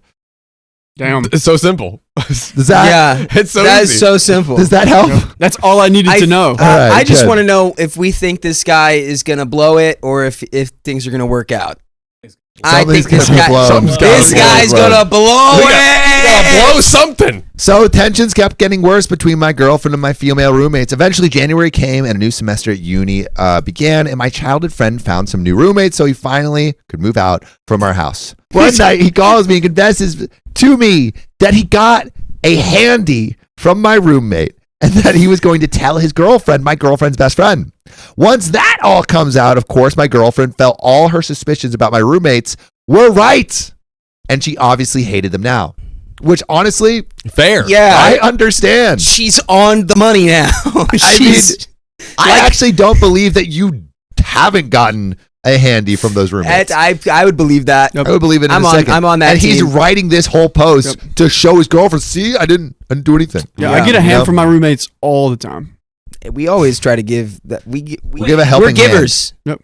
We're givers. We're givers. Can I just say really quick We're how giver hilarious boys. that I think this shot is when you're on Sam and Keon, because when you do the wide angle, Keon looks like when like a professional athlete has a press conference and their kid is like sitting in their lap while Sam's reading and Keon's just sitting there so like, true. oh, I want to go home and eat Dino Nuggets. Yeah. We'll get dino nuggets after. Yeah. I do want that. Look up. Yeah, exactly. Yes, yes. I'm dead. You're a very well-behaved child. Yeah, he's the best. He's the best. Honestly, I'll take him to every press conference from now on. I don't think I could read a story without Keon. That's true. Yeah. It's the motivation I need. I need some kind of stimulation below the belt so I can keep everything above the belt. You had you it, know? and then you lost. Yeah. You were so close. So I'm going ghost. I mean, why are you blocking the crotch? That's the whole thing. that's true. Once it all comes out, of Whose course, crotch are we blocking? Both. you decide. All right. Anyway, once it all, Duchess Cassandra says spicy handshake. Yeah, Anyway, spicy handshake. Once it all comes out, of course, my girlfriend felt all her suspicions about my roommates were right, and she obviously hated them now. The roommate I was closest to got caught in the crossfire, and I couldn't hang out or do stuff with her alone, like go to exhibitions, without my girlfriend getting upset. Like, I guess, like art exhibitions? Or is he an exhibitionist? Yeah, there's all kinds of exhibitions. Yeah. I don't think that matters. We had really similar interests and had a lot of stuff we wanted to do or visit together, but my girlfriend's opinion got in the way. Yo, Just my girlfriend's opinion. She ruined the trip. Dude. He's blowing this real quick, dude. My girlfriend believed Stop every day more that my roommate liked me, and so she wanted me to cut her out of my life, even though she would never say so explicitly. I started to feel I was getting put in a box, and I wasn't able to do stuff I really want to do, like get a handy from my roommate. So I wrongly started doing some stuff, like going to events or visits without telling my girlfriend. This guy is totally in the wrong, by the way. Yeah, no, Sure, so sucks. just to sum up what has happened so far in this story, because I'm seeing some people like, what's going on? What's the this story? I'm TLDR? confused. I'll tell you right now, this guy just really wants to cheat on his girlfriend Yeah. with this other girl, and he's trying to convince himself that he doesn't, but he does. Yeah. And I bet you we'll find out that he does. Everyone just needs to break As- up and Yeah, hook up dude, with each other. As soon Truly. as he breaks up with his girlfriend, there's no way they're not hooking up. Yeah, There's they're no gonna way. look at each other 100%. one time, and it's over. Over. Brain So blast. I didn't want to miss out on experiences just because my girlfriend hated this girl. So eventually, I made a big mistake. That's the big mistake you made. A huge artist me and my female friend Love announced a concert in my hometown in Italy just 3 days before the actual concert. We really wanted to go, but it felt like I could never tell my girlfriend. She didn't like the artist and couldn't come. That I wasn't going to go. I could never tell my girlfriend that I wasn't going to go home with my roommate to see a concert. So I stupidly told her I was going to go back home to visit my parents for the weekend when I really went home with this girl for the concert. Of course, around a month later, my girlfriend found out and understandably got furious at me. This guy, where does he belong? Dakota? I mean, The orphanage. Ort Cloud. The orphanage. The orphanage. Orphanage. well, he hasn't done any cheating yet. Didn't he get it? Come He hasn't- on. From He got what it. we've Are you seen, defending this man? No, I'm Boo saying this man! Boo this man! Make this another saying my dad. Of course, around a month later, my girlfriend found out and understandably got furious at me. Hiding it from her made it look so much worse. After a while, trying to explain why I did the stupid mood, she decided to forgive me. Girl, no! But now has some trust issues in me. Of course, she hates my roommate even more now, and it made everything worse because I still had stuff I wanted to do, but couldn't. What do you want to do? By the way, you know what you can do to us is you can join our live on YouTube every weekday at 3 p.m. PST. Just tap our profile. Give it a tap. Or slap And it. If you're watching this in the future, we might even be live right now. So go check in a Facebook, minute after YouTube, we TikTok. finish this story. It's now been more than a year since that happened, and there's more to tell, but I don't know how to make this long story even longer, so that's the gist of it. I want some advice. Is there anything I can do to make the situation better? Break up. I feel like the only thing I can do is choose between my girlfriend or my best friend, but I don't want to do that. And I've always felt that my girlfriend shouldn't make you make such decisions. I just need some help or wisdom on my situation. A fresh, unbiased opinion would really help. Thank you very much. What do you think, boys? 1, 2, 3. Break up! And then probably start dating that other girl. Yeah. You know? Bro is trying That to you have his clearly cake like. and eat out Keon's buns too. Yep. Yeah. You know, We can't do We that. can't do it all. That takes too much time. It's too much effort. too much multitasking. Yeah. Damn. But that's where that story ends. We have one more. We have one more. One single one left. One spanking story left. Yeah. Also, this story contains a little domestic violence, so trigger warning if you need it.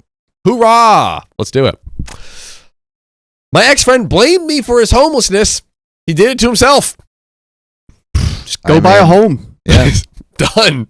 Riley's solution to everything. Yeah, or a tent. You know? There we go. Are you homeless if you have a tent? Yeah. 3D print yourself a house. Yeah. You know, this isn't turning a tent house into a tent home. It didn't work. Yeah, Didn't work. I, male 23, stopped being friends with Frank, male 23, because he blamed me for his homelessness. Normally, I am very headstrong with my decisions, but my dad had a contrasting opinion. Now, I would like a mass opinion. First time I've ever heard a phrase like that. Let's get a mass from opinion. the masses. Okay. Context. Frank and I have been friends since the 6th grade, and my family took a liking to him since he didn't have any parents or siblings of his own. They liked him because he was an orphan with no siblings. That's why we all love Batman. Spider-Man. Yeah. Spider-Man. We had Iron Man. Spider-Man is an orphan. Oh, yeah, I True. guess. Iron Man, Superman. Is Iron Man well, I guess he did become an orphan. What's up with all these super orphans? Bro, Dude, how else are they supposed to be superheroes, bro? You know who else is an orphan? Jeff Bezos. Whoa. I thought he had adopted parents. Well, yeah, but like he was an orphan before that. Yeah. If you're adopted, you're not an orphan. I mean, Whoa, right, 2024. Spider-Man was adopted by his aunt. Is he orphan? but that's I consider the aunt as parents. Batman was adopted by Alfred. Orphan? Alfred. I don't know if Alfred counts. What? You Alfred do was not- a father Wait, figure to you him. think Alfred did not take care of Batman? Oh, he did a great job. What do you mean? He Yeah. did great. Yeah, Yeah, exactly. Yeah, he counts. He's a superhuman. Yeah. He's just so old. What, you think Yeah, old people because can't Batman's take- like fucking 40. Yeah. Yeah. Yeah, it's- Batman's it 40. It actually counts the most. Not as a kid. Yes, As a obviously kid, he's he not was like, 40 come on. as a kid. No one's like, not everyone's like you, John. They're not Yeah. 40 when they're a kid. Yeah, exactly. That's true. Benjamin Button disease. Came out the womb this way. Anyways. So, being raised by his grandma and great grandma, both of us are gay. End of context. There you go. All right. By the way, this comes from SillyBean14 on the r/OK Storytime subreddit. So now we're 23, and through the years, I've moved across the state, and we lost contact for a time. It wasn't until Frank broke up with his first serious relationship with a guy where he came back into my life trying to escape from the feeling of hurt back when we were 21. After speaking with my boyfriend, who had never met him before, we allowed him to travel to our city and sleep over the night to collect himself. The following 2 years, we had constant conversations about his hurt with his ex, but Frank and his ex wouldn't leave each other alone. They would still see each other, but never officially date again. Their issues got so bad that it became an extremely toxic relationship where both of them would hit each other and destroy each other's property like drywall and keying new bought vehicles. Two things I can't stand is when someone cries to me about how they can fix their life but not actually following through with it. Those just sound like pranks. Did they video it? Yeah. The only wrong thing they didn't do is if they didn't video If they it. didn't video upload it, then I don't know if it's a prank. But if you video keying someone's car, it's a harmless prank. Yeah, dude. Is that like a Yeah. thing? Is that like the latest TikTok trend? Yeah. What, you don't know about it's just a prank, bro? I know about it's just a prank, bro. I'm the king of it's just a prank, bro. I know. You keyed But- my car last week. Yeah, dude. And we videoed it. And we And, videoed posted it, and it was just a prank. And I was just like, ha ha ha, funny prank. Yeah. No Hilarious. hard feelings. But if you didn't video it, Oh, there's hard feelings. yeah, you'd Yeah. be pissed. Yeah. Because it's like, wait, you just keyed my car and you didn't video of it? Like, why did you do that? Yeah. Well, I've got some bad news. What? No video. And you keyed my car? What the f, John? They have no video. Ugh. But it's not a prank. Sorry. Now, well, in these conversations, he would cry about how he wants to leave him but can't, and that he wished to have the relationship I have with my partner. These conversations wouldn't happen organically. It was usually very forced, and oftentimes he would call me in the middle of the night while my partner and I were asleep. When I would answer, it would just be sobbing on the other side. I honestly felt like his support group was failing him to the point where I was concerned for his mental health. One day, my partner and I spoke spoke because he too could see that Frank's environment was suffocating him. We offered Frank our spare room in our apartment back in February so he could move out of the town and begin a new life until he would be able to get his feet off the ground. He said he didn't know how. We explained it to him that the offer is on the table, but it wouldn't be there forever because we know that life could change. That if he decides to go through with it, moving in with them, then to bring it up again, and then I will let him know if the offer was on the table. 6 months later, my brother moves back from working up north, and I saw my brother's stuff was in storage and was sleeping on a couch. So I offered my brother the room so he could be comfortable. They're just offering their room left, right, and center. But what's going to happen to Orphan? Well, about a week goes by with my brother moved in, and Frank's great-grandma passed away. So, he was raised by his great-grandparents. Oh, so he's not an orphan. Great-grandparents? Apparently. Dang, well, a good thing he wasn't raised by the bad grandparents. That is true. This would be a way worse story. Yeah, it would be a way worse story because, like, these parents are great. The other ones, bad. Bad. Yeah, dude, this guy could be way worse. I'll give you that one. Yeah, it could have been worse. It could have been worse. I'll give you that one. So wait, sorry. Is this a fake orphan then? Because according to your logic, he already had parents. Yeah, he has true. parents. They cared for him as parents, as long as they were, good. So this guy's not even an orphan. He has He's parents. a forphan. Orphan. He has parents. Fake orphan. An orphan is, my understanding of orphan is someone who never gets parents. Listen, I can be wrong. All right, really quick, John. How do you think? Then you become adopted. All right, really quick, John. I was orphaned. Every orphan has parents. But they're not there. Yeah, but they have parents and then they don't have parents. Yeah, that's how it works. That's how it works. But then when you get adopted parents, you're adopted. And then those are real parents. Okay, so you're saying that you're trying to say that adoptive parents aren't real parents. That's what you're trying to say. Okay, so you're saying an orphan is only an orphan when they're in the orphanage. But as soon as they have a family member take them in, no longer orphan. They are orphaned. They're orphaned. They now have parents. So we call them so orphaned they're orphaned? orphaned, but not an orphan. They were orphaned in the past, but now they're adopted. They're adopted. Okay, but a house of orphans where they don't have any parents, they just have the government looking. But they're over not them. adopted. But they're not adopted. But isn't the government like their daddy? So the question is, Uncle Sam. Do you go to a friend who's adopted and be like, oh, so you're an orphan? Yeah, I mean, if you were, I'd definitely be tight calling like you that. Okay, any orphan in the chat, please shed some light to this situation. Yeah, let us know. I'm ready to be orphaned. Educated. Yes, I'm ready to be orphaned. That's me. Okay. Anyway, so I think what we should pull away from all this is John hates orphans. I am an orphan. Now let's go back to the story. Let's go. All right. So he asked later in the night if we could move in, but at this point, he was already aware that the room was no longer available. The brother's living in it. Kimberly Fine says practice parents. Practice parents. Yo, golden rules. New golden one rule. practice parent. Oh, man. So I explained that to him that the brother has the room, and he dropped the conversation. Mind you, during this time, his apartment maintenance team had been waiting to go and fix a door inside his apartment for over a month now.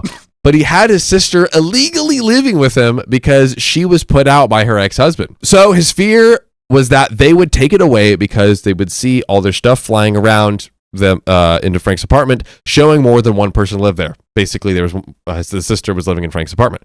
So I informed him that if he let them in now with the funeral, they would chalk it up to family visiting, so we could get away with it. He didn't like it regardless. He then put it off for 2 weeks to the point that the maintenance team said that they would go in whether he liked it or not, and that the message was a courtesy. He lost it on them and threw a fit. Keep in mind, he's also a chronic smoker. Add that to his Instagram bio of the devil's lettuce specifically. He begins texting me that he was thinking about giving up his apartment because he was paranoid that the maintenance team was planning to take the apartment from him. I informed him to comply so that way he wouldn't lose the apartment. He then asked again if he could move in with me, and I straight up said, no, we've already had that conversation. The brother is living there. He then leaves me on red for 3 days. I decided to check up on him because I didn't think we left on a good note. And in that conversation, he was super dry. And as an effort to talk about something, I mentioned that I finally signed a new lease to a new apartment, which means new room to move into. Gimme. He congratulated me, and I asked him about his apartment. He tells me that he followed through with giving up the apartment because he was paranoid it would be taken away for whatever reason. One way to get rid of the paranoia, get rid of the thing causing the paranoia. It's a life hack. Yep, that's why I get rid of the parents. Parents are the cause of most of your problems. Get rid of them. Problems, poof. Same old honor. That's why orphans have the least trauma. Here we go. One fact. Samuel Donner, 2024. I asked him what he was going to do, and he said that he would sleep on some people's couches. But that he wished me the best in life, and that he really wished you didn't let him down in an attempt to guilt trip me. Normally, I would have coddled him, but I felt disrespected in the heat of the moment. I believed he was cutting me off for that reason. Frank is the type of guy to get mad when he doesn't get his way, to the point that he brings out the racist card.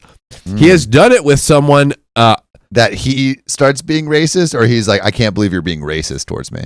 Oh, good question. That he brings out the racist. Oh, I think that they're being racist towards him. Okay. Good point. I read it the other way. Yeah. I think that's what he's saying. He has done it when someone ID'd him for buying beer. Yeah. So he is just a type of racist or something. Can I have your ID? What? Because you're racist? That's a crazy thing to say. That's fire. He is just the type of person that holds hate to the world and that nothing is his fault. Bearing his fangs. Show him. There his fangs, those canines.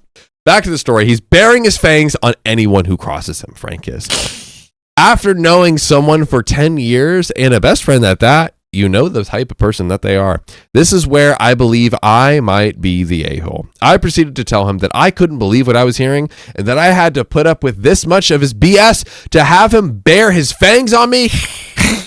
I then told him this is the fiery ball falling and I can't catch him anymore. Can't catch those fireballs. Can't catch Burn your your hands. Ooh. Yep. I just catch you know regular who balls. caught my fireballs? Who? My parents. Now I don't have any trauma because I was orphaned. Wow. Hey, yo. Again, Hey, yo. same with Honor 2024. Orphan Dropping Riz, him today. Orphan Riz. Ooh. What are you going to do with this Orphan Riz? New TikTok trend. Yeah, dude.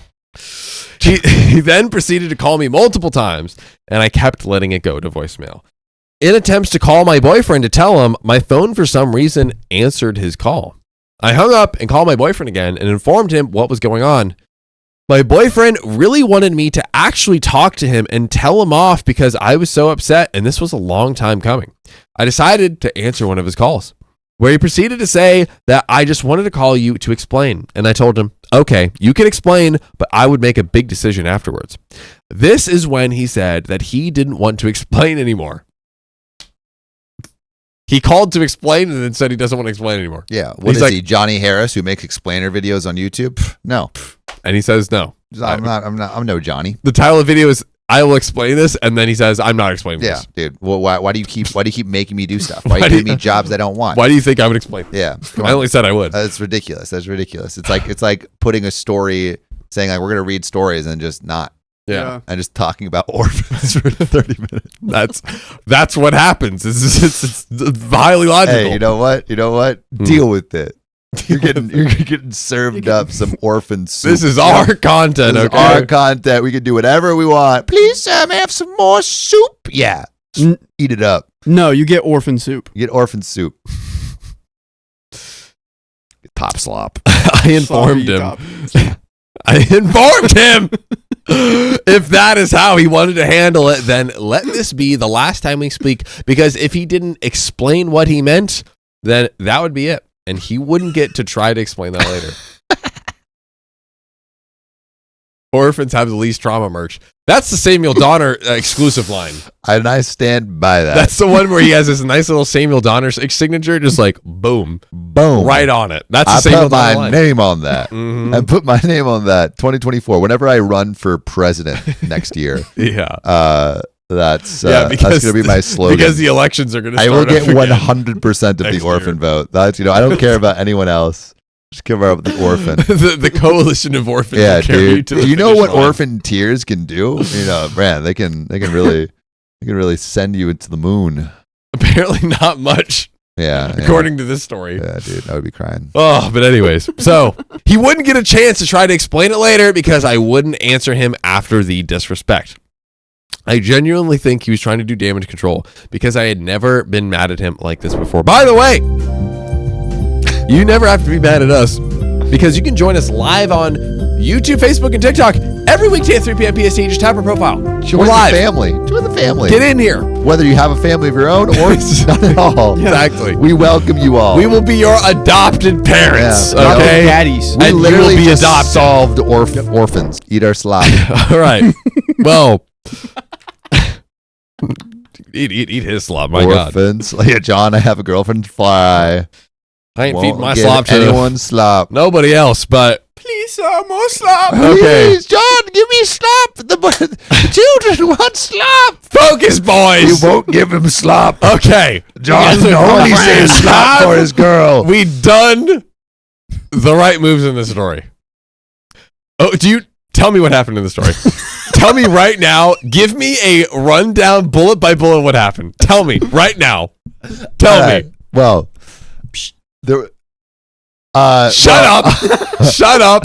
So Go. OP ended this look me in the long eyes. friendship because of manipulation, also like disrespect and consent, and there's like emotional Stop. turmoil. And I think like when you have to end a long friendship like that, due to like this rigmarole and this bad behavior, some might call it disrespect or manipulation. Like it's going to put you in emotional turmoil and. Did it end a long friendship? Did the manipulation and disrespect add to the turmoil? Is that what you're trying to tell me? Yeah, Here? I don't want to say too much here, but what I will say is, if someone wants to end a long friendship, it damn well better because manipulation, disrespect, and constant emotional turmoil. Right. Because call me old-fashioned. Yep. But no one should have to be in a friendship that has manipulation, disrespect, and constant emotional turmoil. So I don't care if you're the president of the United States or an orphan, right? No one should have to do that. Right. I am going to make this conversation an orphan and abandon it and move on. Damn. I would let him get away with murder before he knew he disrespected me and know that I was mad and that he knew I wouldn't let him get away with this. See? He called. That's what he said. I literally did I not say that? He said he would call me later. Reading comprehension 110%. And I said no. This is the last time we would speak. He then said okay after telling my parents what would happen. My dad has been trying to get me to talk to him. However, I think my dad is saying these things because Frank is texting my dad through Snap. Whoa. And hinted that we aren't friends anymore. Mind you, I hadn't told my dad because we live separate lives and hadn't seen each other until then. Whoa. My dad said, but he's like a brother to you. You should forgive him. Whoa. I want to know, was I justified in saying what I did and cutting him off? If y'all want more context, let me know. Was he justified, Sam? Was he justified? I mean, absolutely. You can't be friends with an orphan. You can't be. Dude, Riley. Then one day you'll be an orphan. Yeah, dude. It passes. Riley It's like 2024. that. What's that movie where like you have like if you have spicy sleep with someone, you get the walker. It Follows, I think. Like orphans or like that. You know, you can catch an orphan. Yep. Show me your fine friends and I'll show you who you are. But show me 5 orphans, then I'll show you a family. Aww. And I'm not talking about this story any further. That's it. Oh, wow. I've retired. Wow. That was beautiful. That was great. that was a great quite a story. journey. Yeah. Oh my God. Yeah. Oh, And thank you. that's where this episode ends. Woo! Woo! So, if you love us, make sure to subscribe. We love you and see you tomorrow.